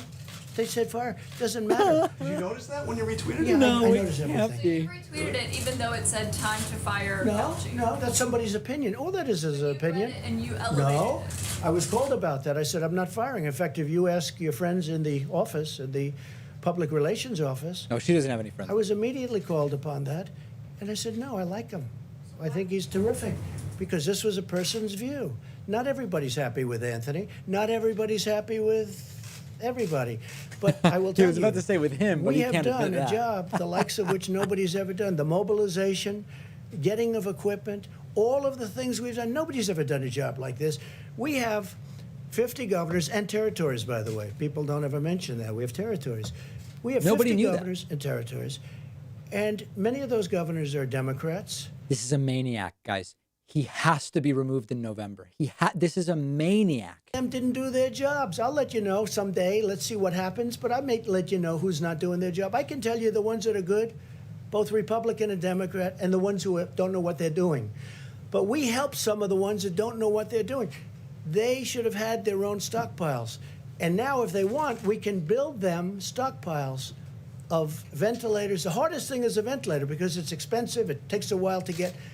We got them, and nobody believed we did. Now, many of the governors were asking for far too many. And we said they were asking for far too many. We talked, and we said, you said very strongly that they just don't need that many. You said they don't need that many beds, Deborah. So that's it. Steve, go ahead. You and Dr. Fauci are on the same page. Yeah, we have been from the beginning. I don't know what it is exactly, but if I put somebody's opinion up, you know, I don't mind controversy. I think controversy is a good thing, not a bad thing. But I want it to be honest controversy. Now, when I got a call not very quickly, and nobody, you know, saw that as being any big deal. They said, how are you doing with Dr. Fauci? I said, I'm doing great. And I didn't talk to Dr. Fauci even until we just got here. Dr. Fauci asked one of the people if he could get up and speak. And he did. So he said that And the they totally question- misinterpreted him. I saw what they did. Can I ask you, he said the question was hypothetical, but what he was just acknowledging is that lives would have been saved if the mitigation practices were put into place earlier. That seems obvious. Do you not agree with that? Here's the thing. Now, what he really is saying, though, but how could you No, have he done just said it. Look, I just went over stats with you, right here, right here. Oh boy, How he's do you not going to be able close to it answer up? that. You have no deaths and no cases on January 11th. Doctor, would you recommend closing the United States of America? Oh, this must be terrible. How many cases do we have? None. How many deaths do we have? None. January 17th, go back another week. On January 17th, this is 10 days before I did a little bit less than 10 days, before I did the ban. I did a ban on China. You think that was easy? I then did a ban on Europe. And a lot of people said that was an incredible thing to do because you look at Spain, and by the way, we're doing very well because when you look at all of those flat graphs and you add it all up, the United States is very low, and per capita we're very low. We're doing very well. But how do you close up the United States of America? So on January 6th, no deaths. On January 11th, no deaths. And no cases. On January 17th, no cases, no deaths. I'm supposed to close up the United States of America when I have no cases. You didn't close it down in the middle of March. Should you have closed it down earlier? I That's closed the down question. from Not China. January. Excuse me. I closed it down from China. Flights kept coming in for 10 and by days the after way, that. some people think I should have waited longer and maybe ridden it out. I disagree with them, okay? But it was thought of. I mean, that was an alternative. You know, there are a lot of people that would have said, let's write it out. Now, I'll give you the good news. If I would have done that, it would have been The only I think good news is he might be catastrophic. removed in Because November. their numbers are, Anthony, 1.6 to 2.2 million people would have died if we tried to do that. And I did this last time. Cut it in half. I've never Don't seen say anything like this. 2.2 million. Cut it in more than half. Say 1 million people died. Well, that's much more than the Civil War. Cut it in half. Take the million and cut it in half. That's I'm stealing the super 500,000 chat for a people would tweet have right died. here. Now, that number we would have reached, okay? That would have been easy to reach if we did nothing. So we did the right thing, and our timing was very good. But here's the one thing, and you have to say this. When you ask me, why didn't you do this? How come when I did the ban on China and instituted some very tough things, how come Nancy Pelosi a month later is in Chinatown saying, let's all march, this is not going to happen? How come we have many of the experts from CNN and many other networks, if you call CNN a network, I don't personally, but we have CNN, we have many other places, and they're all saying, he doesn't need to do it. He doesn't need to do it. All I'm saying is this. How do you close down the greatest economy in the history of the world when on January 17th you have no cases and no death? When on January So the lie here is January 20, we got the case, and then he still didn't do it. He's picking the 17th for very specific reasons, And on January 31st, I instituted the ban. which took Joe 10 days to go Biden into action. Went crazy. He said, Partially. you don't need the ban. He didn't go crazy. Look, he didn't even know what the hell the ban was. But he didn't go crazy. But he did say, he did call me xenophobic. Wait a minute. He called me xenophobic. He called me a racist because he has since apologized and he said I did the right thing. So when you say, why didn't you this? Every Democrat thought I made a mistake when I did it. I saved tens of thousands, maybe hundreds of thousands of lives by putting Time it. that you bought, the argument is that you bought yourself some time. You didn't use it to prepare hospitals. You didn't use it to ramp up testing. Right now, nearly 20 million you're so people disgraceful. are unemployed. It's so disgraceful the way you say that. Let me She should be just- ashamed of listen, herself. I just went over it. Or this rant supposed to make people feel I just went confident over in it. an unprecedented crisis. Nobody thought we should do it. And when I did it, But what did you do with the time that you bought? you know The what we month did? of February. That You know what we video did? was a gap. What The do you entire do? month of February. What do you do when you have no case in the whole United States? When you excuse me, you reported it.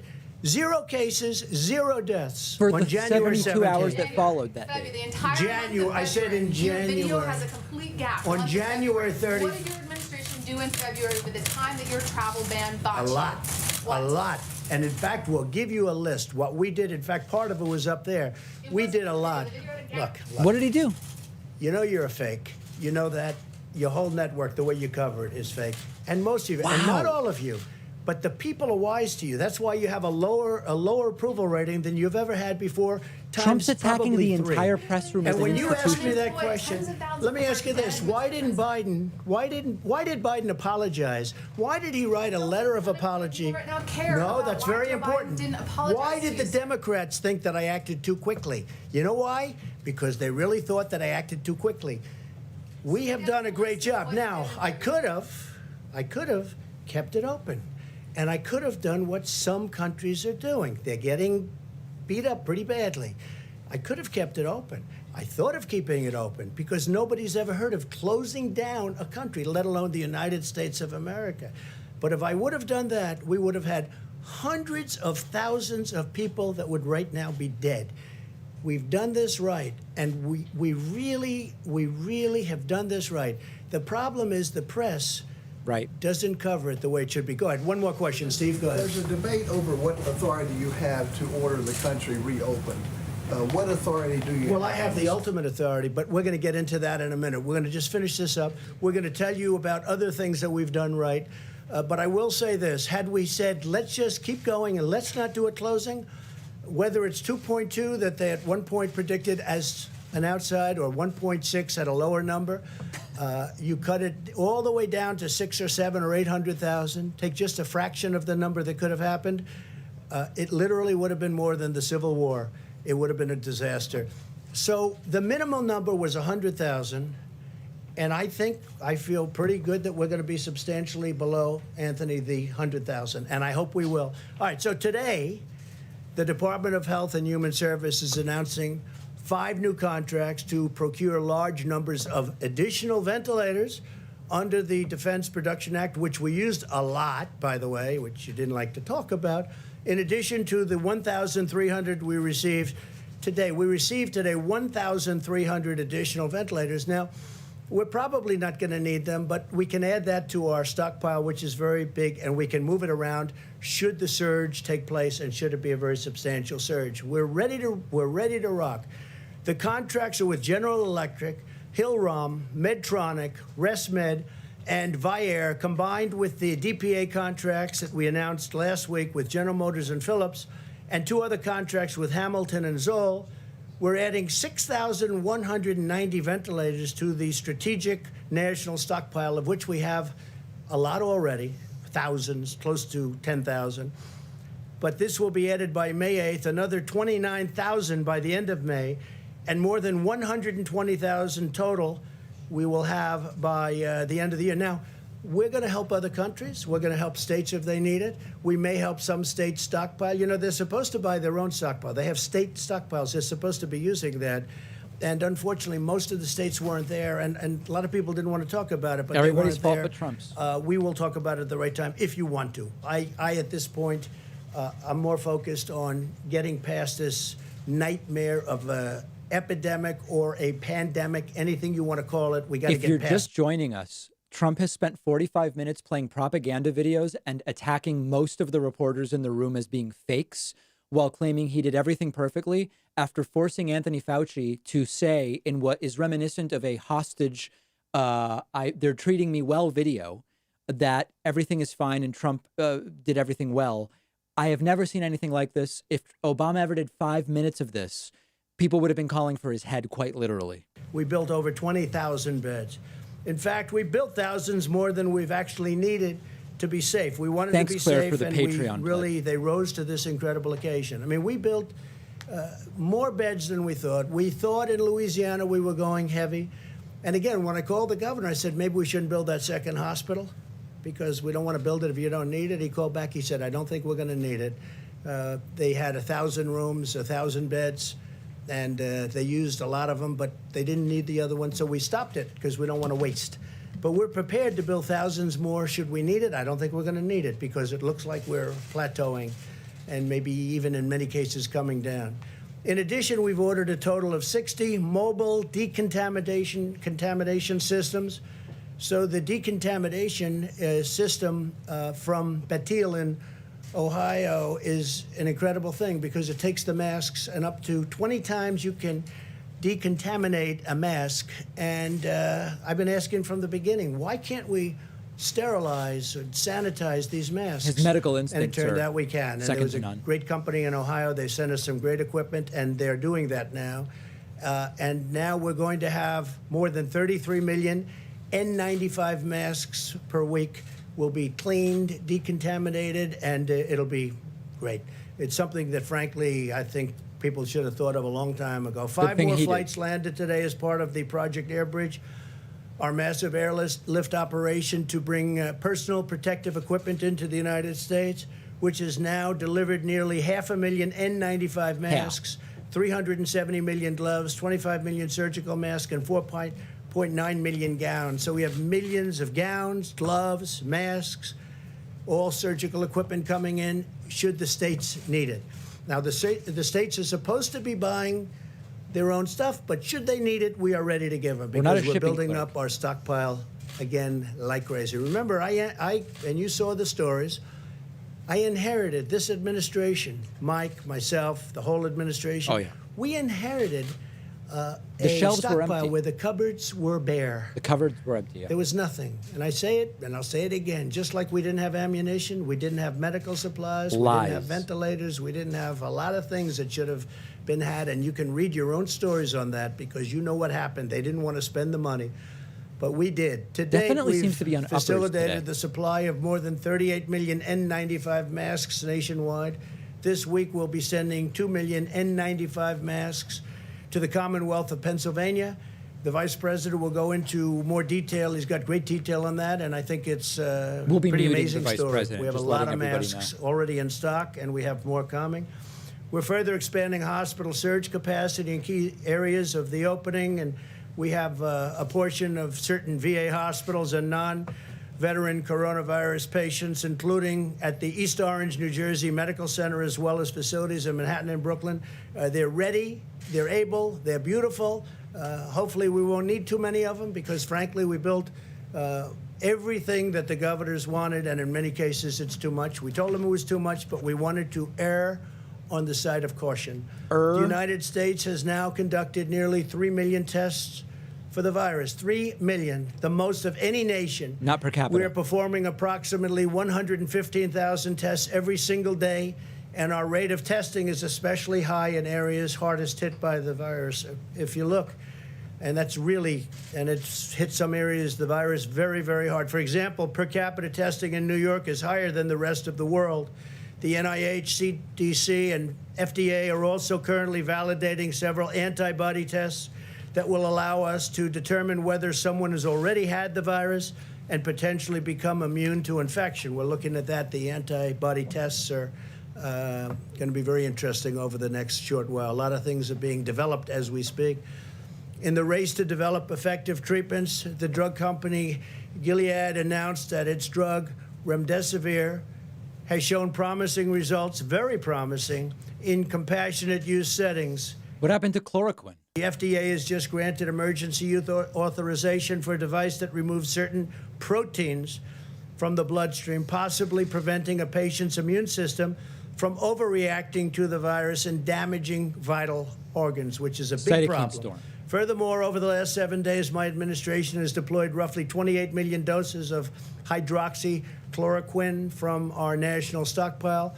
We have millions of doses that we bought, and many people are using it all over the country. And just recently, a friend of mine told me he got better because of the use of that drug. New So studies who knows? say it's And not you working well. Combine it with Z-Pak, you combine it with zinc, depending on your doctor's recommendation, and it's having some very good results, I'll tell you. Think if anybody recommended it other than me, it would be used all over the place, to be honest with you. I think the fact that I recommended it, I probably set it back a lot. Lie. But it's a lot of good things are happening with it, a lot of good tests. Scientists are also pursuing a blood therapy known as convalescent plasma. Convalescent plasma. This therapy uses antibodies from the blood of recovered patients to treat those who are sick. And this is something that actually is a very old procedure, but it's done in a very modern way. During this difficult time, we're also working to ensure that the 2020 census is completed safely and accuracy. Yeah. We may be asking for an extension because obviously they can't be doing very much right now. They wouldn't even be allowed to do it. So the census, we're going to be asking for a a delay, a major delay. I think, how can you Very possibly be knocking on doors for a long period of time now? The Census Bureau recently made the decision to temporarily suspend its field operation data collection activities to help stop the spread. In addition, while millions of Americans continue to complete their questionnaire online, the Census Bureau has asked Congress for a 120 extension. I don't know that you even have to ask them. This is called an act of God. This is called a situation that has to be, they have to give. And I think 120 days isn't nearly enough. My administration is also taking bold action to help American workers. On Friday, Americans began receiving the cash payments authorized by a historic $2 trillion relief bill. By the end of the week, nearly 80 million Americans will receive a total of $147 billion. And from what the Secretary of the Treasury tells me, that's very much on time and going very nicely. He'll be speaking in a moment. In payments, these payments go directly into the banks and the bank accounts of these people. Millions of additional payments will follow. The typical family of four will receive $3,400. That's for a family of four. That's something. Additionally, through our Paycheck Protection Program, which is a tremendous success, and they should extend it and increase it. This has been a tremendous success. So successful that the banks are taking a little bit longer to distribute the money, but it's going rapidly.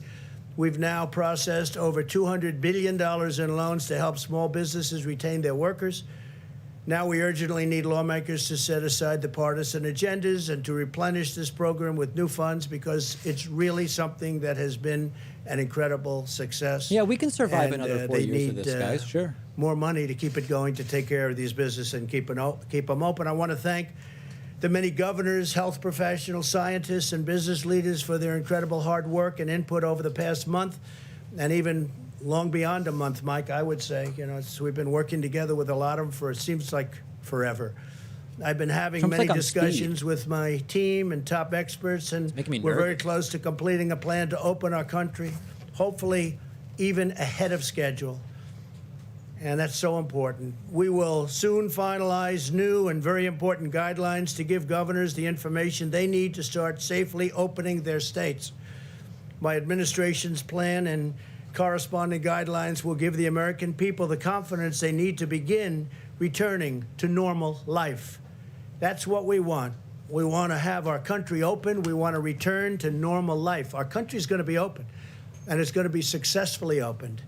And we'll be explaining over a very short number of days exactly what is going to be. We've also, as you probably heard, developed a committee. We're actually calling it a number of committees with the most prominent people in the country, the most successful people in the various fields, and we'll be announcing them tomorrow. This weekend, the United States also helped facilitate an unprecedented agreement among the 23 nations of OPEC+. That's OPEC plus additional energy-producing nations, representing many of the world's largest oil-producing countries, to stabilize oil markets. And we have, in fact, and I think you've seen a big stabilization over the last couple of days. Together, countries around the world will cut oil production by approximately 20 million barrels. People are saying 10 million, but we think that the number that they'll actually hit is going to be closer to 20 million barrels a day, and that will help a lot with saving jobs all over Texas and Oklahoma and North Dakota and many of other of our big energy states. This historic action will help nearly 11 million American workers who are supported by the U.S. oil and gas industry. It's a very monumental agreement. I want to thank Saudi Arabia and the King of Saudi Arabia, Crown Prince of Saudi Arabia, both. I want to thank President Putin of Russia, and I want to thank a very good friend of mine, man who's become a friend of mine. The President of Mexico showed great flexibility. President Lopez Obrador. He showed great flexibility. He feels good about getting that one correct. And tremendous intelligence doing what he did. It was not that easy for him, and I want to thank Mexico and the President. This is a very historic deal, very historic, so we'll see how it all goes. In this time and challenge, and we are certainly in a time probably like we haven't been in many, many decades. We are strengthened and sustained by the bonds of love and loyalty that unite all Americans. I'm so proud of the American people. Everywhere you look, you see the patriotism of our people shining through, and the courage of our doctors and nurses on the front lines. in the dedication of our food supply workers, and in the commitment of every citizen to achieving victory over the virus. That's what's going to happen. It's going to happen sooner than people think, and we're going to be smart about it, very, very smart about it. We're going to be safe about it. We're going to be listening also to the great doctors and medical professionals. Together, we're beating back the invisible enemy, and we're paving the way for great resurgence, really a great resurgence for American prosperity. Our country wants to go back. They want to go back to work. They're going to go back safely, and that's what we want. I'd like now to ask Vice President Pence to say a few words, followed by Dr. Fauci and Dr. Birx. I think before we do this, because I know there's an emergency where they want Steve to come, so what I'll do is I'll ask Steve to come up, Secretary of the Treasury. You can talk a little bit and then maybe take a couple of questions about what's happening. Tell them the success we're having. Thank you very much. Thank you, Mr. President and Mr. Vice President. As you announced, we are very pleased that we are ahead of schedule on delivering the economic impact payments. These were what was known as the checks in the mail that we want to deliver in direct deposit. This is ahead of schedule. We started processing those last Friday. We expect that over 80 million hardworking Americans will get the direct deposit by this Wednesday. And we know how important that is to all of those hardworking Americans, many of which are at home not working at the moment. If you do not receive them by Wednesday, on Wednesday we will be launching at irs.gov. Click on irs.gov, go to Get Your Payment. If you filed a tax return in 2018 and 19 or 19, have that information available. You'll be able to ID yourself. You'll be able to put in your direct deposit information, and within several days, we will automatically deposit the money into your account. We want to do as much of this electronically as we can. It's very important in this day and age. It's more secure, and you don't have to go to the bank. If you are a Social Security beneficiary, you do not need to do anything. You will get a direct deposit. If you have not filed and did not need to file a 2018 and 19 return, you can go to irs.gov now and enter your information and authenticate yourself. So again, we are very pleased that that is ahead of schedule. I'd also like to announce the progress we're making on the new SBA program, the PPP. Let me just remind everybody, this is a brand new program that is now 1 week old. We have distributed and confirmed $230 billion of loans to over 4,600 lenders participating. That is multiples and multiples of anything that the SBA has ever done in 1 year before. And I especially want to thank the broad-based community banks that are participating. Again, over 4,600 banks. If you haven't had your loan processed, you will get it processed this week. As the president said, we've gone back to Congress and asked them for more money to make sure that every business has access to this.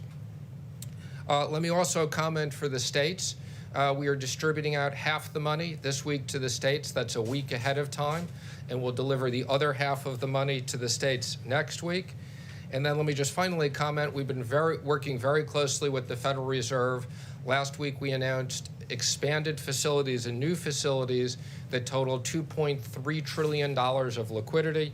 And in particular, I'd just like to highlight a Main Street lending facility that will be for companies between 1 worker and 10,000 people, so mid-sized businesses, and also a municipal facility for states and local governments to be able to access funds given the shortages that they have. So with that, I'm happy to answer any Do you have questions. any questions to Steve, please? Secretary Mnuchin. Thank you, sir. Both Speaker Pelosi and Minority Leader Schumer have said that they're in negotiations with you right now on additional funding for these small business loans, that package. Leader McConnell, though, has said that nothing should be added to the package. That should just be specific to small business loans.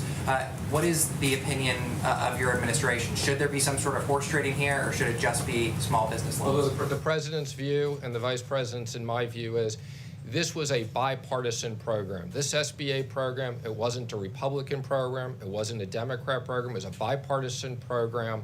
We've committed to small businesses. We should top up that program now. I know the Democrats want to talk about more money for hospitals and states. Right now, we're just sending the money out to the hospitals and states. They haven't come close to using that money. And I know the president and vice president have said, once we get the SBA done, we can go into another funding bill. The president's talked about potentially adding infrastructure and other things. We think there is a likelihood we will need more money, and we will sit down and try to get a bipartisan bill. But this is important we deliver on small businesses. 50% of the people work for small businesses. Thank you, sir. What's the emergency that the president said you had to go for? The president said you had an emergency Negotiation. over this bill? Yeah, well, because we don't want to run out of money. We've used Wasn't about an emergency. 220 Trump just lied billion again. of the 350 billion. We don't want to lying. run out of that money. We don't want to create panics that people won't get it. So that's why Mnuchin was confused with emergency. I don't know what you're talking about. I have an emergency? $50 billion for that program. And again, let me just remind you, every dollar we spend in this program, we save $1 of unemployment insurance. So even though we're asking for $250 billion, it really won't cost that much. Could I follow up? Do you have concerns about lifting the guidelines too soon? I mean, what's the economic impact? I understand the economic argument for getting people back to work, obviously, but what's the economic risk of lifting them too early and seeing a spike in cases Well, again? of course, there's economic risks in both directions. We reviewed with the president today a very broad list of over 100 business people that are going to help advise the president on what needs to be done to reopen the economy. We want to make sure, and again, the combination of economic impact payments, small business payments, enhanced unemployment insurance, the president made very clear we want to make sure that hardworking Americans have liquidity while we wait to reopen the government. So do you believe the government should be reopened, or the country, should be reopened on May 1? I've had discussions with the president. I know he's considering it, and I believe he's going to make a decision later in the week. Everything has to be safe. What is your advice to the president? My advice is as soon as it's ready to open and based upon the medical professionals, and again, we're working very closely with the president and outside business leaders. You're not really going to develop get a plan. Mnuchin on that. I just wonder, I ask Mr. President, what do you think, if you could sketch for us what reopening the economy looks like? Do you think it's going to be everything open, or do you think... We'll be doing that over the next 2 days because we'll probably be making a statement about that and exactly what it looks like. I know what that looks like, but I also want to get the advice, in a sense. We have some of the biggest from every business on this council. We're actually setting up a number of different councils or committees, I guess you could call them, and we have a lot of smart people. I think that they will give us some also good advice. But no, we want to be very, very safe. At the same time, we got to get our country open. Yeah, and I understand that, Mr. President. Do you think there is a possibility then that what you do is you open it incrementally? Do you think people will go back to restaurants, concerts, the cinema? I do think so. Eventually they will, yeah.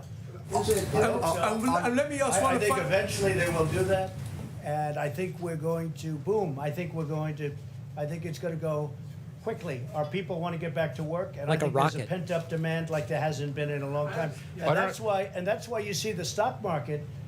I mean, to think that the stock market's at the level it is right now with all that this world and this country has gone. And look at the European Union, how badly decimated they've been. Look at other countries. Look at China, by the way. I've seen the numbers. Look at China. Look at how these countries have been just decimated by this. And to think that the stock market is at this tremendously high number, not that much, it was looking a little bleak for a while, but it hit a certain point and then started going up. I think that's a great tribute to the fact that there's a demand. Yeah. Mr. President, thank you, sir.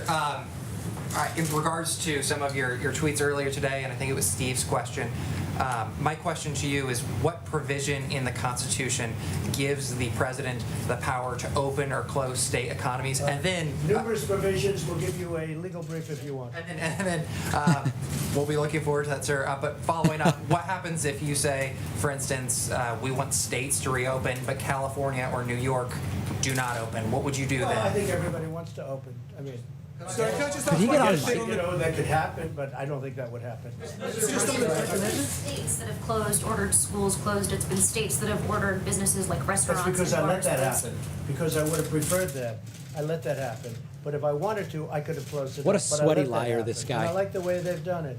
And the 7 that remained really in sort of a semi-lockdown, if you look at those states, they've really done a very good job. They're very much different from a New York or from other places where they've been hit very hard. You're prepared then to face on states and say, I order you to open your schools, I order you to force Go ahead, kids to be able to go? Yes, Mr. President. Following up on that, there are two consortiums of states today, California, Oregon, Washington on the West Coast, northeastern states, totally representing about 100 million people, who said they're going to cooperate and decide when to reopen. Well, they can decide, Triggered. but Does that undermine what you're trying to no, do? not at all. Let me just tell you, very simple. I'm going to put it very simply. The President of the United States has the authority to do what the President has the authority to do, which is very powerful. The President of the United States aren't gonna listen calls to the him. shots. If we weren't here for the states, you would have had a problem in this country like you've never seen before. We were here to back them up, and we've more than backed them up. We did a Gonna be a job fight. that nobody ever thought was possible. It's Cuomo's a not decision for gonna the open President of the up on May United 1st States. 'cause Now, with Trump that says being open said, up. we're going to work with the states because it's very important. You have local governments; they're pinpointed. It's really, you talk about, like a microchip. They're pinpointed. We have local government that hopefully will do a good job. And if they don't do a good job, I'd step in so fast. But no, they can't do anything without the approval of the President of the United States. Go ahead, please. So if some states refuse to reopen and you order them to, the 10th Amendment to the Constitution says all powers that don't reside in the President or the Congress reside in the states. How do you overcome that? Well, if some states refuse to open, I would like to see that person run for election. They're going to open. They're going to all The open. state voters I decide. think that's something that's not going to happen. They want to open. They have to What open. an They have to idiot. get open. Every one of those states, the people want to go and they want to. Now, some are in a different situation. You have, I won't name states now, but I will over the next 2 or 3 days. I'm going to be very specific. But you have some states where this is not the kind of a problem that it is in New York or Louisiana or Michigan or other places that got hit very hard. Illinois got hit very hard. But all states want to open, and they want to open as soon as possible, but they want to open safely, and so do I. Yeah, please. Thank you, Mr. President. Today, the French President Emmanuel Macron said that he will keep the shutdown in France till the middle of May. Does that mean that the U.S. will keep the ban No, on France flights got hit from very Europe? hard. France got hit very hard, and again, he has to do what he has to do. He's a friend of mine. Didn't even listen to the question. But France, Spain has just been decimated. Question was you about look at flights. what's happened in Italy. It's a very well-known fact. What happened in Italy? No, they were hit very hard. Question for Secretary Mnuchin.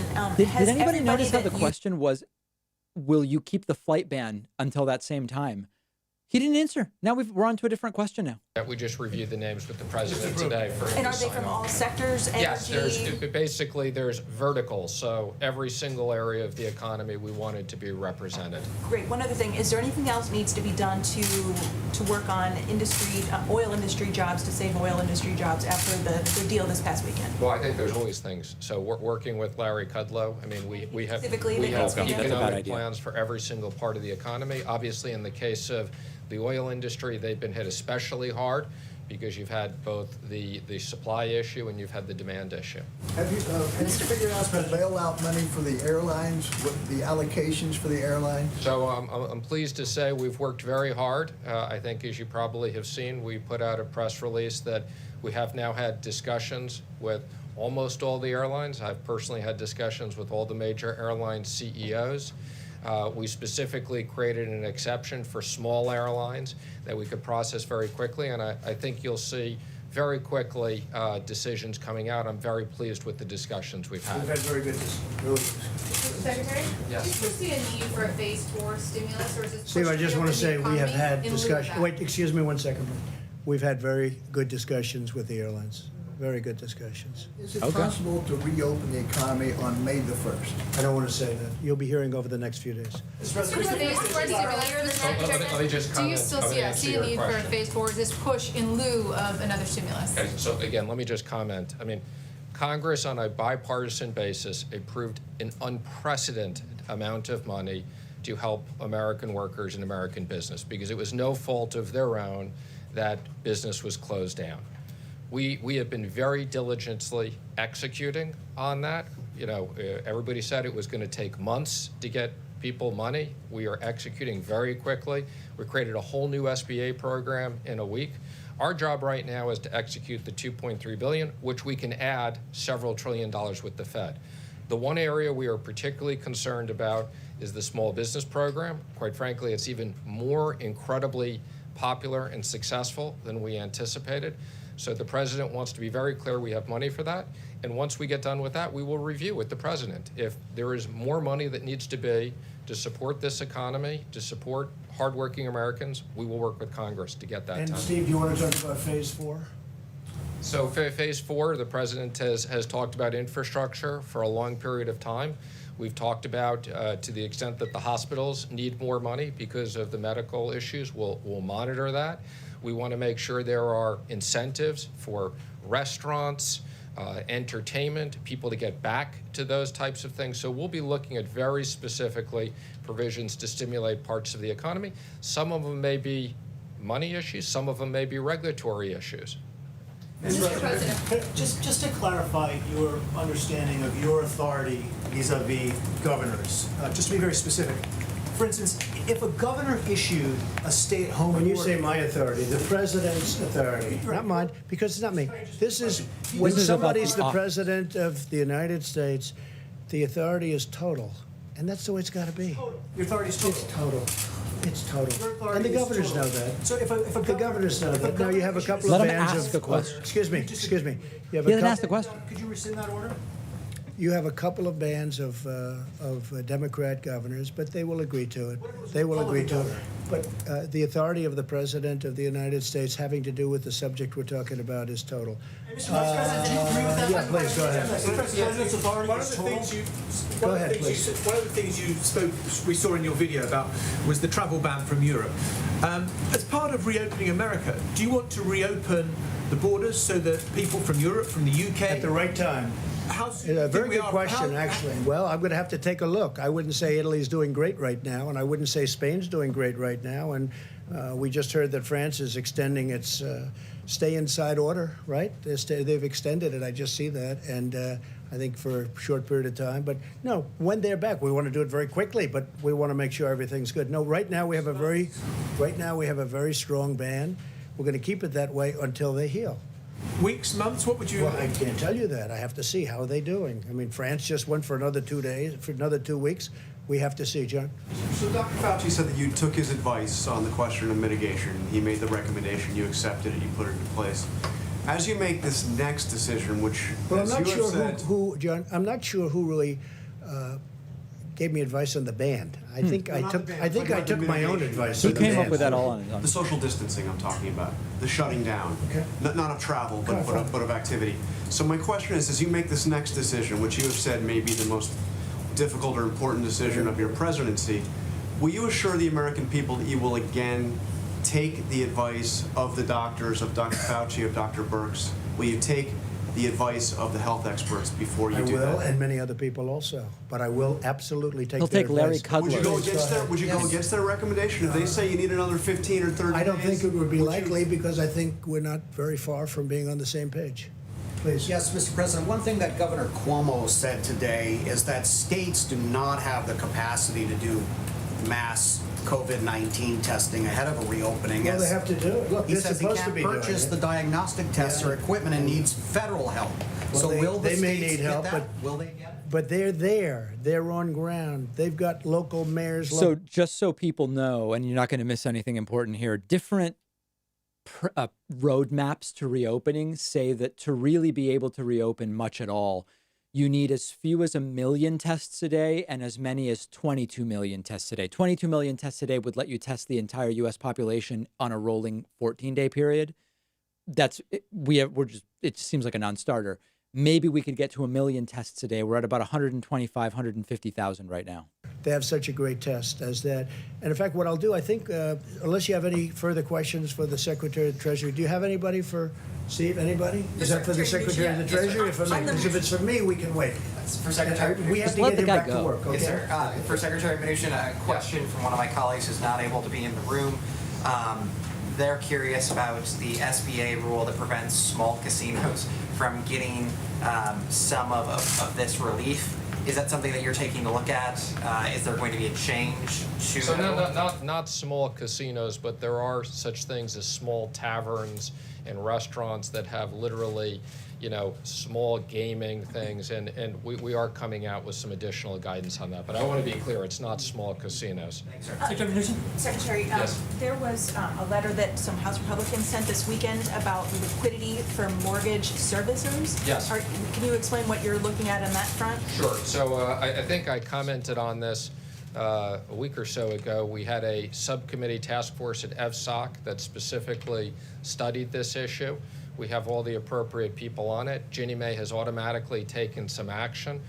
We've had conversations with the FHFA as to what they're going to do for Fannie and Freddie.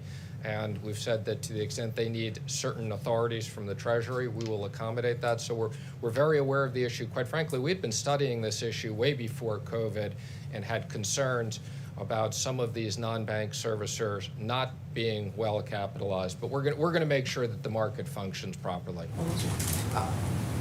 Thank you, sir.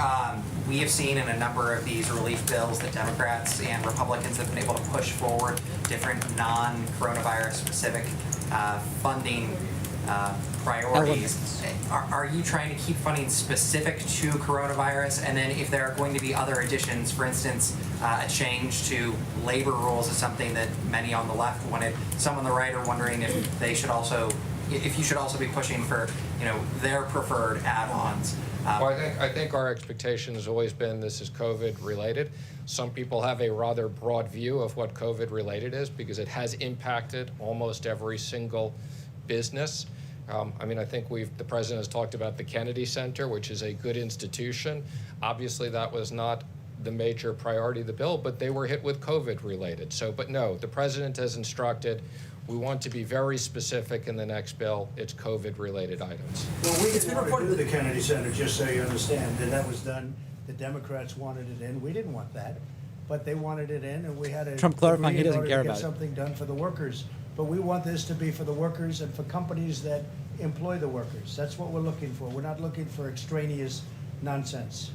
It's been reported that you argued that at the time of the China ban was being discussed, that was too disruptive to the global economy. Is that accurate? Let me be clear. I had nothing to do with the China ban. I wasn't on the task force at the time. I'm not even sure I think I was traveling at the time, but I never had any, I was not part. I did become very active and after the China ban, but that report in the New York Times was not accurate. I was not part of the task force at that time, and I was not involved. Matter of fact, I think I may have been traveling. This is a proposal, I believe, by Senator Hawley to get direct payments to employers to pay people who have been laid off and to keep people on payroll. Does the administration support that proposal? Well, again, that is the PPP. The PPP is basically sending money to small business, 50% of American workers, to keep those people paid. And it's the most efficient way. Every dollar, as I said, we do through that, it's one less dollar of unemployment. And more importantly, we want those people to be associated with the business, so as soon as the president is ready to open up the economy, those businesses are together. We don't want those businesses to fall apart. That's why this is such a successful program. But are and we you want talking about Congress to remember unemployment? that. You're talking about the unemployment. Sending it indirectly to the states. We would have preferred that it was sent directly to the people. The Democrats wanted it to be sent through the unemployment system, and I've talked to you about it. We have 40-year-old equipment in many of those systems. They're run by the state. But I'm hearing they're getting the money out anyway. So some of them are, and some of the states aren't, and we encourage, we're working with the states to try to update their computers, but it's a long haul. Okay, thank you, Steve. Thank you, Mr. President. Phase 4, Steve. Phase 4. Come on, Steve. A quick question about something you just said. You said when someone is president of the United States, their authority is total. That is not true. Who Okay, told you know that? what we're going to do? We're going to write up papers on this. It's not going to be necessary because the governors need us one way or the other. He's just because so- ultimately, it comes with the federal government. That being said, we're getting along very well with the governors, and I feel very certain that there won't be a problem. Yeah, please, go ahead. Has any governor agreed that you have the authority to decide when their state I haven't opens asked back up? anybody because But I no one don't. has You know why? has Because I don't have to. Go ahead, please. But who told you the president has the total authority? Enough. Please. You mentioned the vice president's call with the governors She doesn't today. get to talk. Governor Hogan of Maryland has urged your administration to ask Congress for $500 billion to help stabilize budgetary shortfalls created by coronavirus. It's nice of Governor Hogan.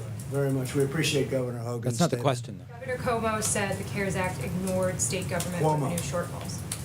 Do you support that request? And Mr. Which Vice one? What President, did you say? he said the CARES Act ignored the budgetary shortfalls. Well, they're looking at things in phase 4 where they have, where they talk about states, and they're also talking about hospitals. They're talking about states who have been battered, and they're also talking about hospitals, and we're certainly willing to look at that. Will you urge Congress on their behalf? We'll see what we all come back with, but they are talking about states, and they're talking about hospitals. OAN. Thank you, Mr. President. Uh-oh. Governor of Michigan, Gretchen Whitmer, has on Thursday signed an executive order banning the sale of non-essential goods. If other states The sale of what? non-essential goods, she has banned the sale of non-essential goods. Many are calling this draconian, No seat, just pushed her unconstitutional. way in again. As president, do you think that if other states were to follow her example in the coming weeks, that the federal government should intervene? Well, I don't think that's going to happen. I think it's very extreme, but My thought is garbage question. My thought is that they're not showing a close up of her because she's not supposed to be in the room. Like, I think there is a concerted effort by everybody who follows the rules that, I mean, they shouldn't even put the wide shot. I think they should just pretend she's not even there. Status of the funding for the World Health Organization.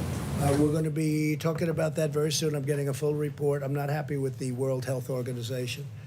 Not happy with the World Trade Organization either. We've been ripped off by everybody. This country, for so many years, has been ripped off by everybody, whether it's a World Health or World Trade. They're like, I call them the Bobbsey twins. They look at our country. For years and years, we had people that did nothing about it. We're doing a lot about it. So we'll have a report, and we're also talking about the World Trade Organization. But we've made a lot of progress there. We're now winning cases for the first time because they know I'll leave if we don't get treated fairly. This country, our country, was at a point where we rarely, if ever, won the lawsuits within the World Trade Organization. But now we're winning a lot of them because they know I'm not playing games. We will pull out if we have to. We just won a $7 billion lawsuit, which was very nice. Do you expect a decision this week on cutting funding for the WHO? Yeah, I would say by the end of the week I'm going to make a decision on that. Yeah. There's right now there's a lot of things happening. On China, why are there no consequences for China for the misinformation How do you know that there they are no shared? consequences? We've been asked, and it How do you appeared know that there are no were consequences? What are the consequences, He Mr. has it out. President, I for the wouldn't tell you. misinformation? China will find out. But Why would I tell you? People are concerned that they stonewalled. No, you that started they off by gave saying, why are there no misinformation. consequences? You've asked this a few times, so following up on your response. Why are there no How do consequences you for know China? there are no That's what he consequences? said. Do, You're and going to you've find said- out. you've said I that wouldn't didn't tell you. want You'd probably be the last person on earth, I'd tell. What a Go sick ahead. guy. This guy's sick. Yeah, please. Mr. President, actually, this is a question for Mr. Vice President. Do you agree with the President's statement and his understanding of federalism that his power is total, right, in the way that he described it? Is there anything you'd like Smart. to add or any context you'd like to add See if to Trump lets him the answer. way he was discussing that? I support the President's leadership under the National Emergency Declaration that he signed. We're standing before you today, the first time in American history, when all 50 states have issued emergency declarations, and the territories. This is an unprecedented time in the life of the nation. And fortunately, as presidents reflected, and our health experts will continue to reflect, because the American people have heeded the president's So I am corona- going to mute Pence. I made a commitment to do it. He's not going to talk about federalism. So this obviously Trump is wrong, and Trump doesn't have the legal backing on this. If he tells New York to open, there is nothing that will that allows him to force Andrew Cuomo to tell schools in Brooklyn to open, right? I mean, that's a decision for the mayor of New York City and for Andrew Cuomo. He's totally wrong. They'll come up with something. They'll figure out something that they can use to say, well, generally speaking, there is some authority here, but it's completely and totally laughable. It's not going to happen. We'll see now if they go back to Trump or if Pence is going to continue talking. and as the president said, we'll happily brief that. But in the days ahead, what the president has charged us to do. Oh, now he goes again.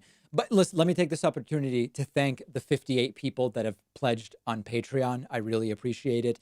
Tomorrow on the show, we'll have updates on reports about what is the real case rate. What could we believe the real case rate to be?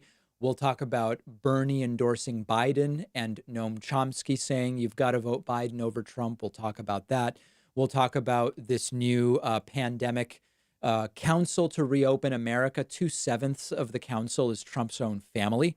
Another 2 people are people who thought coronavirus would be great for the economy. So 4/7 at minimum is made up of completely incompetent or nepotized people. I think that may be a term that I just invented.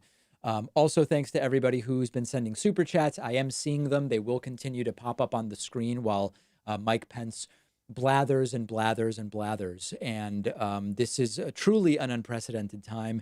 And the big news from today is it sounds like in the next few days, Trump will outline the stages of reopening. And that'll be very, very interesting to see. Look at the European Union as a whole. Oh, my God. They have nearly 3 times the mortality rate that the United States of America has today. And that is a tribute to our extraordinary healthcare workers.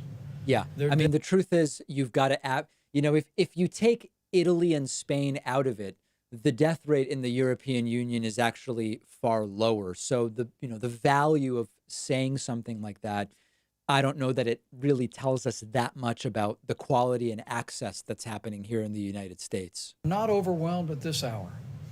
And I have to tell you, standing here today, I couldn't be more proud to stand alongside this president and to be a part of this team that has served the American people during this challenging hour. And I just say to you, to every American looking on,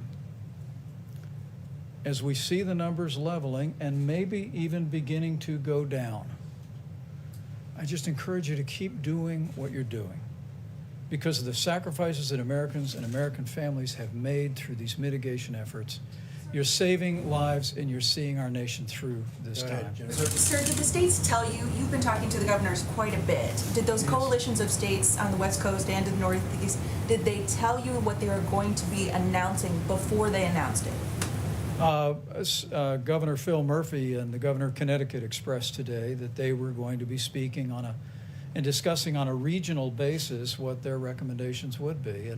And we assured them House today. about that, though, sir? We assured them today on our conference call with, I think, 48 governors that were with us today for the better part of an hour and a half.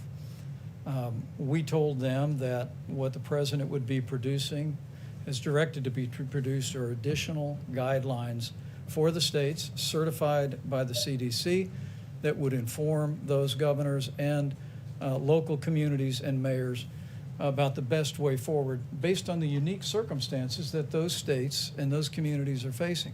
I think what's clear is the American people have seen the experience in Washington State, where this really all began for us, and in California, and now the extraordinary challenges in the greater New York City area, including New Jersey and Connecticut, the challenges in New Orleans and Louisiana and Detroit, still Chicago, parts of Houston. But they're also seeing that in each one of those cases, that the mitigation efforts are truly working. And so we'll work with those states, and in some cases it'll make perfect sense for them to work together on a regional basis. But the president will be. I'm sorry, I didn't hear your question. You didn't hear Can it you both tell us? times. Did they let you know? No, you made a statement. Did the I didn't hear you. I didn't hear the statement. Now 3 times he didn't hear it. And we are going to have their cooperation. They will cooperate perfectly. Look at that smug, disgusting face on this guy's expression on his face. 3 times she asked, did they tell you ahead of time? With governors is, I think every American would be proud to see the partnership that this president has forged with governors across the country. I mean, it is an extraordinary statement, and you'll see some data when Admiral Polovchek gets up in just a few moments. But the flow of resources from around the world that we've moved into areas that have faced challenges. I mean, this president has directed us to ensure that every state has what they need when they need it. And the spirit that I heard again from Republicans and Democrat governors today was reflective of that partnership. And as we move forward to the president's goal of reopening America, we expect the same kind of partnership in the interest of the nation. All right, go ahead. The new face mask. Go ahead. Sir, if you can hear me through the mask. Barely. Can you? I hear you well. The District of Columbia argues that they were shortchanged in the most recent funding bill because they were treated as a territory instead of as a state. Will that be made right in phase 4? Well, we're looking at that, certainly. I heard that complaint, but the mayor seems to be very happy with everything we've done. I mean, she's actually, and she was on today saying very good things. Okay, yeah, go ahead in the back. Yeah. Mr. President, you talked about this being the most difficult decision that you are going to have to take about whether to reopen the economy. I wonder how much it weighs on your mind the thought that if there is a second wave, you've reopened the economy and you might have to shut things down again. It does, and I hope that won't happen. I certainly hope that won't happen, but it does weigh on my mind. Okay, in the back, go ahead. Yeah. Go ahead. Mr. President? Go ahead. Thank you. A question for one of my colleagues who wasn't able to be here. China deployed an aircraft carrier into the South China Sea this weekend amid claims by Chinese state media that COVID has reduced U.S. military readiness in the region. What kind of responses are you thinking of? Will you have a response to this action? China has their own difficulties. We have a relationship with China that we're not happy with certain things that happened over the last period of time, as you know, and I've been very explicit on that. But we know all about that, and no, China is, we've seen what they did. We've seen many other things that they've done, both pro and con, and we'll be just fine. I mentioned something earlier where you said that you were putting together the economic task force and that you thought that the recommendations were happening earlier than expected. Did you mean to suggest that it could be before May 1st that you start recommending? I don't want to say that, but we're going to be putting out guidelines and recommendations fairly quickly, in a few days. You're not rolling out that it would be before I'm May not going to 1st. say, but look, certain states are doing very well. Certain big parts of the country are doing very well. They're doing really very well. So we're going to be putting out recommendations and guidelines very soon. Steve?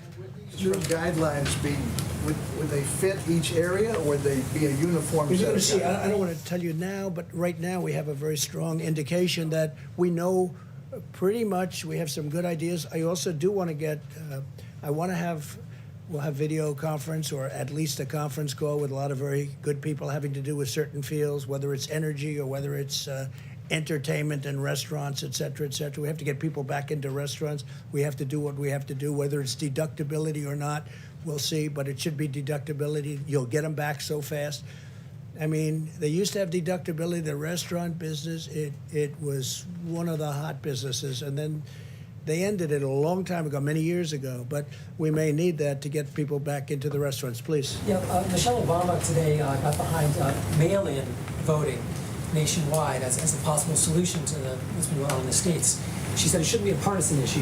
Have your advisors told you that could save lives? Well, absentee ballot are you talking about? But on a massive scale because of the coronavirus. Well, I don't know what she did. I mean, I didn't see that. When did that happen today? Yeah, today. She's part of, that's a nonpartisan group. I wish her a lot of luck. I wished her a lot Mr. of luck. President, there's a little bit of confusion about your phone calls yesterday with President Putin. The Kremlin is saying that you discussed current issues of ensuring strategic security. That wasn't referred to in the White House readout. Can you We enlighten discussed us? many things. We did discuss China. China? We discussed many different things, but it was primarily a call on the oil, as you can imagine. And they were very helpful in getting a stabilization price, a stabilization of the number of barrels.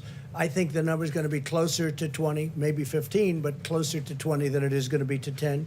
And I think it was a very important call. I also spoke with the King of Saudi Arabia, and that was a very important call. And the bottom line is OPEC Plus. It's called bottom OPEC nine. Plus because there are other states, also other nations.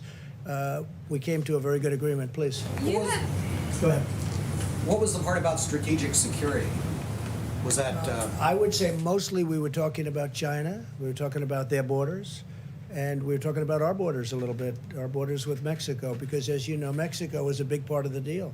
Yep. And Mexico It's exactly what you it need was Putin's very advice on. complex from the standpoint Mexico of Mexico. border. It was not an easy deal for Mexico and the president. We appreciated a certain amount of flexibility, but we talked about borders, we talked about China, talked about Mexico. security sounds more like arms I mean, treaties. we did talk about the arms. Oh. Yes, we did. That was a very important part of You the call, did. actually. Yeah, good point. Please. So on Abbott Labs, you said testing is going great. We know that these machines have been sent to some of the governors, but some of them are saying they don't have the materials to actually conduct Well, they the have to get tests. the material. You know, the governors have to get the material. Now, if they can't get it, they're going to see us. I'm talking about the local governors. I'm talking about governors Oh, have to God. get the material. Now, they have Anything on machines. testing In is fact, a waste of we're going time to to go ask and them. I asked Mike to go into it as soon as I leave. They have very powerful machines that they don't know they even have. I'm not talking about Abbott. I'm talking about the governors. They have machines that are used for this. You know what I'm talking. You know what I'm referring to. The two Very different big, machines. very powerful machines. Where in a certain state's case, they're only using 10% of their capacity, and they Right. didn't know it. That happens to be Illinois. John, please. Real quick, these 15-minute tests that you've sent out, these new ones that you had in the Rose Garden, they say, including Governor Sununu in New Hampshire, that they don't have the cartridges to actually conduct the test. So when will they get those cartridges? What do you think the answer to that is? Rapidly increasing the numbers. Rapidly increasing Very the soon. numbers. Should we look at Rapidly timeline? increases, well, pretty quickly. They can do 50,000 a day. Well, you have other machines where they can really work. On that, or- And a lot of the states have the big machines that can do a lot. They didn't even know they had them. They didn't even know that they had them. And Mike is going to be talking about that. And you remember you mentioned several weeks ago the Google was putting together that website that would handle the drive-in testing. Google and Apple. Have you You given mean up Google on and Apple Have combination? you No. moved past that? A lot of Is that- people don't like it from the standpoint of constitutional rights. No, I but mean, what a lot about of the people don't lie? like it, and some people think it's great. No, they are working on that, as I understand. They're still testing working on it. website. Remember you said a Yeah, no, I know website that. for I know. Google, I and, know. and it's only operating in I think 5 counties in California Right. right now. No, Google's Is that- looking at it, but Google is also Google's working looking with at Apple. it. It was a looking at lie, something. dude. We have It the was never greatest happening. companies in the world looking at things that in a year from now, everything that we're looking at now is going to be obsolete. That's how Right. good it is. We have things happening that are unbelievable. I saw a presentation today. It was 3 or 4 weeks ago when Trump announced that, said it would be up within a week. Google was like, huh? What? Doing very well on the vaccines. They're working hard on the vaccines, and I think you'll have an answer for vaccines. I believe that there's some great things coming out with respect to that. Now, you need a testing period, but you're going to have some great things. Please. Sir, on the contact tracing that Google and Apple are doing, so different subject on the contact. No, this is the Google and Apple. I don't know if it's a partnership or what, but they're working on some. Correct. So there was the one. They're working on more than one element. Yes. They're working on a couple of different things. Google and Apple. Google is also working on something, as you know, having to do with testing. I believe they're doing that in a singular fashion. So my question is not about the drive-through testing website, not that. Okay. On Google and Apple's contact tracing, that Right. they want to, Yeah. they've got this process now where they can put, contact tracing on your Yeah. phone. If you opt in, you can be alerted if you've been That's in right. contact with someone with the coronavirus. How do you feel about Well, that? it's an amazing thing, but a lot of people have some very big constitutional problems with it. You know Which that. he knows a lot about. It's an amazing thing, and it would be actually, as you know, other countries are thinking about using something similar, but not as good. Other countries are thinking about something. I hear Singapore is. Now, Singapore had a little bit of a setback because they had a break, you know that, but they'll take care of it. I know the folks in Singapore, they're doing a great job, and they're going to put it back very quickly.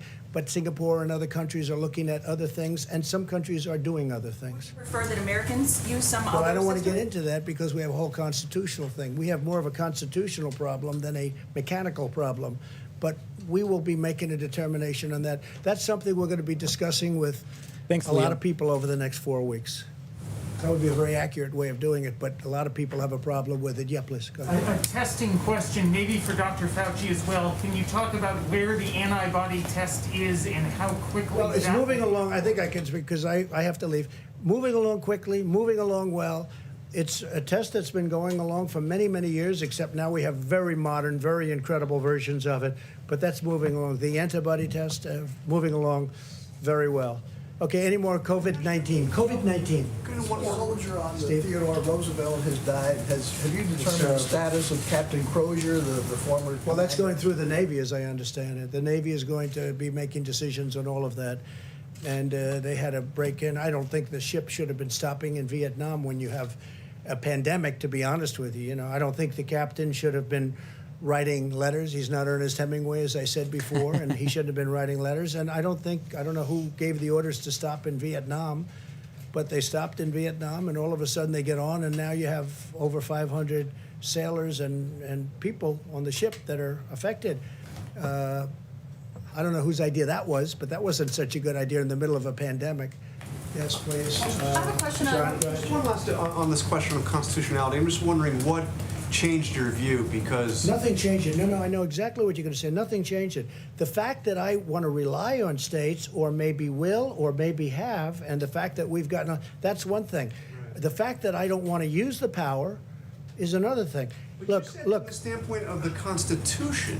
Yes, Constitution. You thought it should be up to the governors. You can look at constitutionally, you could look at federalism, you can look at it any different way. John, the fact that I don't want to exert my power is much different.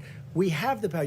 Does the federal government have the power? The question is, Trump previously said constitutionally the states have to decide stuff. Now he's saying constitutionally he gets to decide.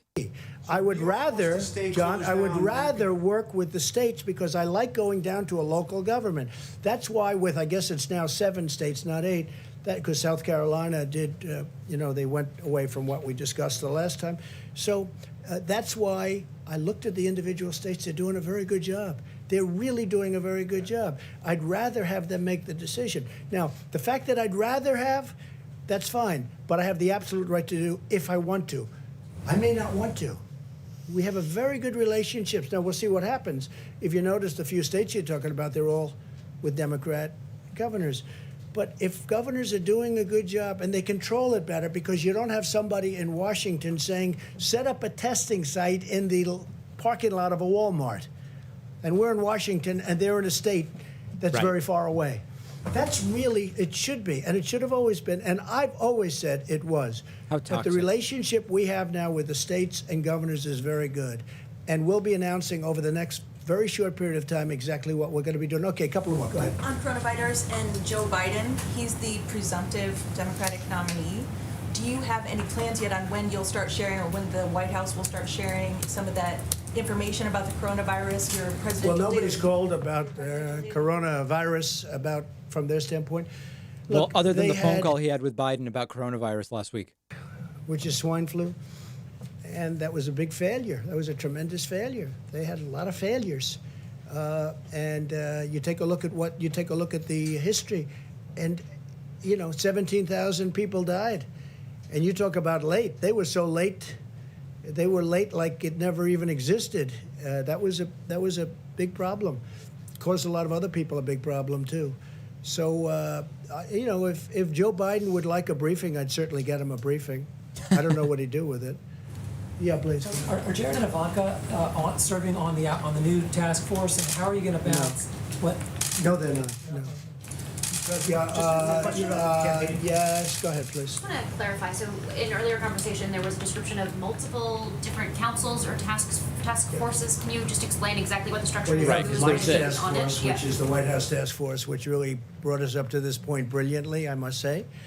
Dealt with governors all the way through, and I was on many of those calls, and every call got better and better and better. It was hostile at the beginning. By the time we finished, I mean, today's call was a very good call, very friendly call. I think everyone's online. And again, you don't have anybody driving you crazy saying they're not getting ventilators, they're not getting all of the different things. They need more beds. They have a lot of beds right now. And we always erred. I think it's important, we always erred on the sake of give them more. Remember, the question was how many different councils and task forces are there? That they were asking for.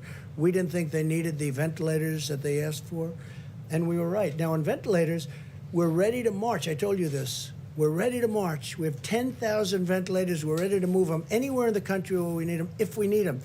We're also building a lot of ventilators, and that's going to be used at some point. I believe, we're going to have stockpiles, including state stockpiles, if they want to work out some kind of an arrangement with us. But we're also going to help other countries, whether it's Italy or Spain or France is having a big problem. They all desperately need, Germany too, they need ventilators. So we're going to have a lot of ventilators. We have a lot, you heard the numbers, we have a lot coming next week. Next week we have a tremendous amount coming. Okay, final question, Steve. I'd ask about how the task force is going to be structured. Is it one? No, then we have, in addition to that, we have a number of committees. We'll have a transportation committee. We're going to have a manufacturing committee. You'll see it tomorrow. We're also having a religious leaders committee. We have a great group of religious leaders. We're having committees with religious leaders. You've been seeing what's going on at the churches and all of that. And we're going to have a faith leaders committee.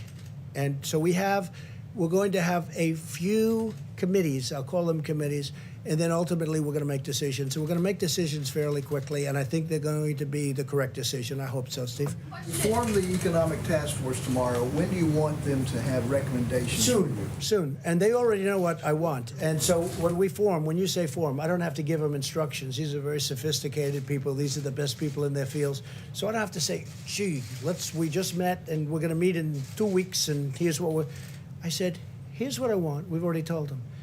And they're the best names in the various businesses and professions and religions. I mean, these are all the best greatest religions names, will the be people represented. that I think probably know the best. So we've called them, and we're going to be speaking to them very soon. And we want them to have, if it's questions or statements, we want them to have that for us. And we will have either response or maybe, ideally, we're going to be learning from them, and we'll be able to do that and put everything we learned from those calls into our new guidelines. So we're going to have new guidelines coming soon. I think it's going to be very good. I think it's going to be very smooth, and I hope it's going to be very safe. Thank you all very much. Any thoughts on Thank you. Stanley Shera? Thank you. Any thoughts on Stanley Shera is a friend of mine for a long time. He's a great real estate person. Passed away, was a great real estate person. Great. Sort of a legend in New York real estate. He called me a couple of weeks ago, said he's tested positive. Stanley's in his early to mid 80s, I guess. And Stanley went to the hospital, and he never came out. He went into a coma. He was unconscious for a long period of time, and he never made it. A great man. He left very charitable, really a great philanthropist, a very, very successful person in Manhattan, in the real estate business.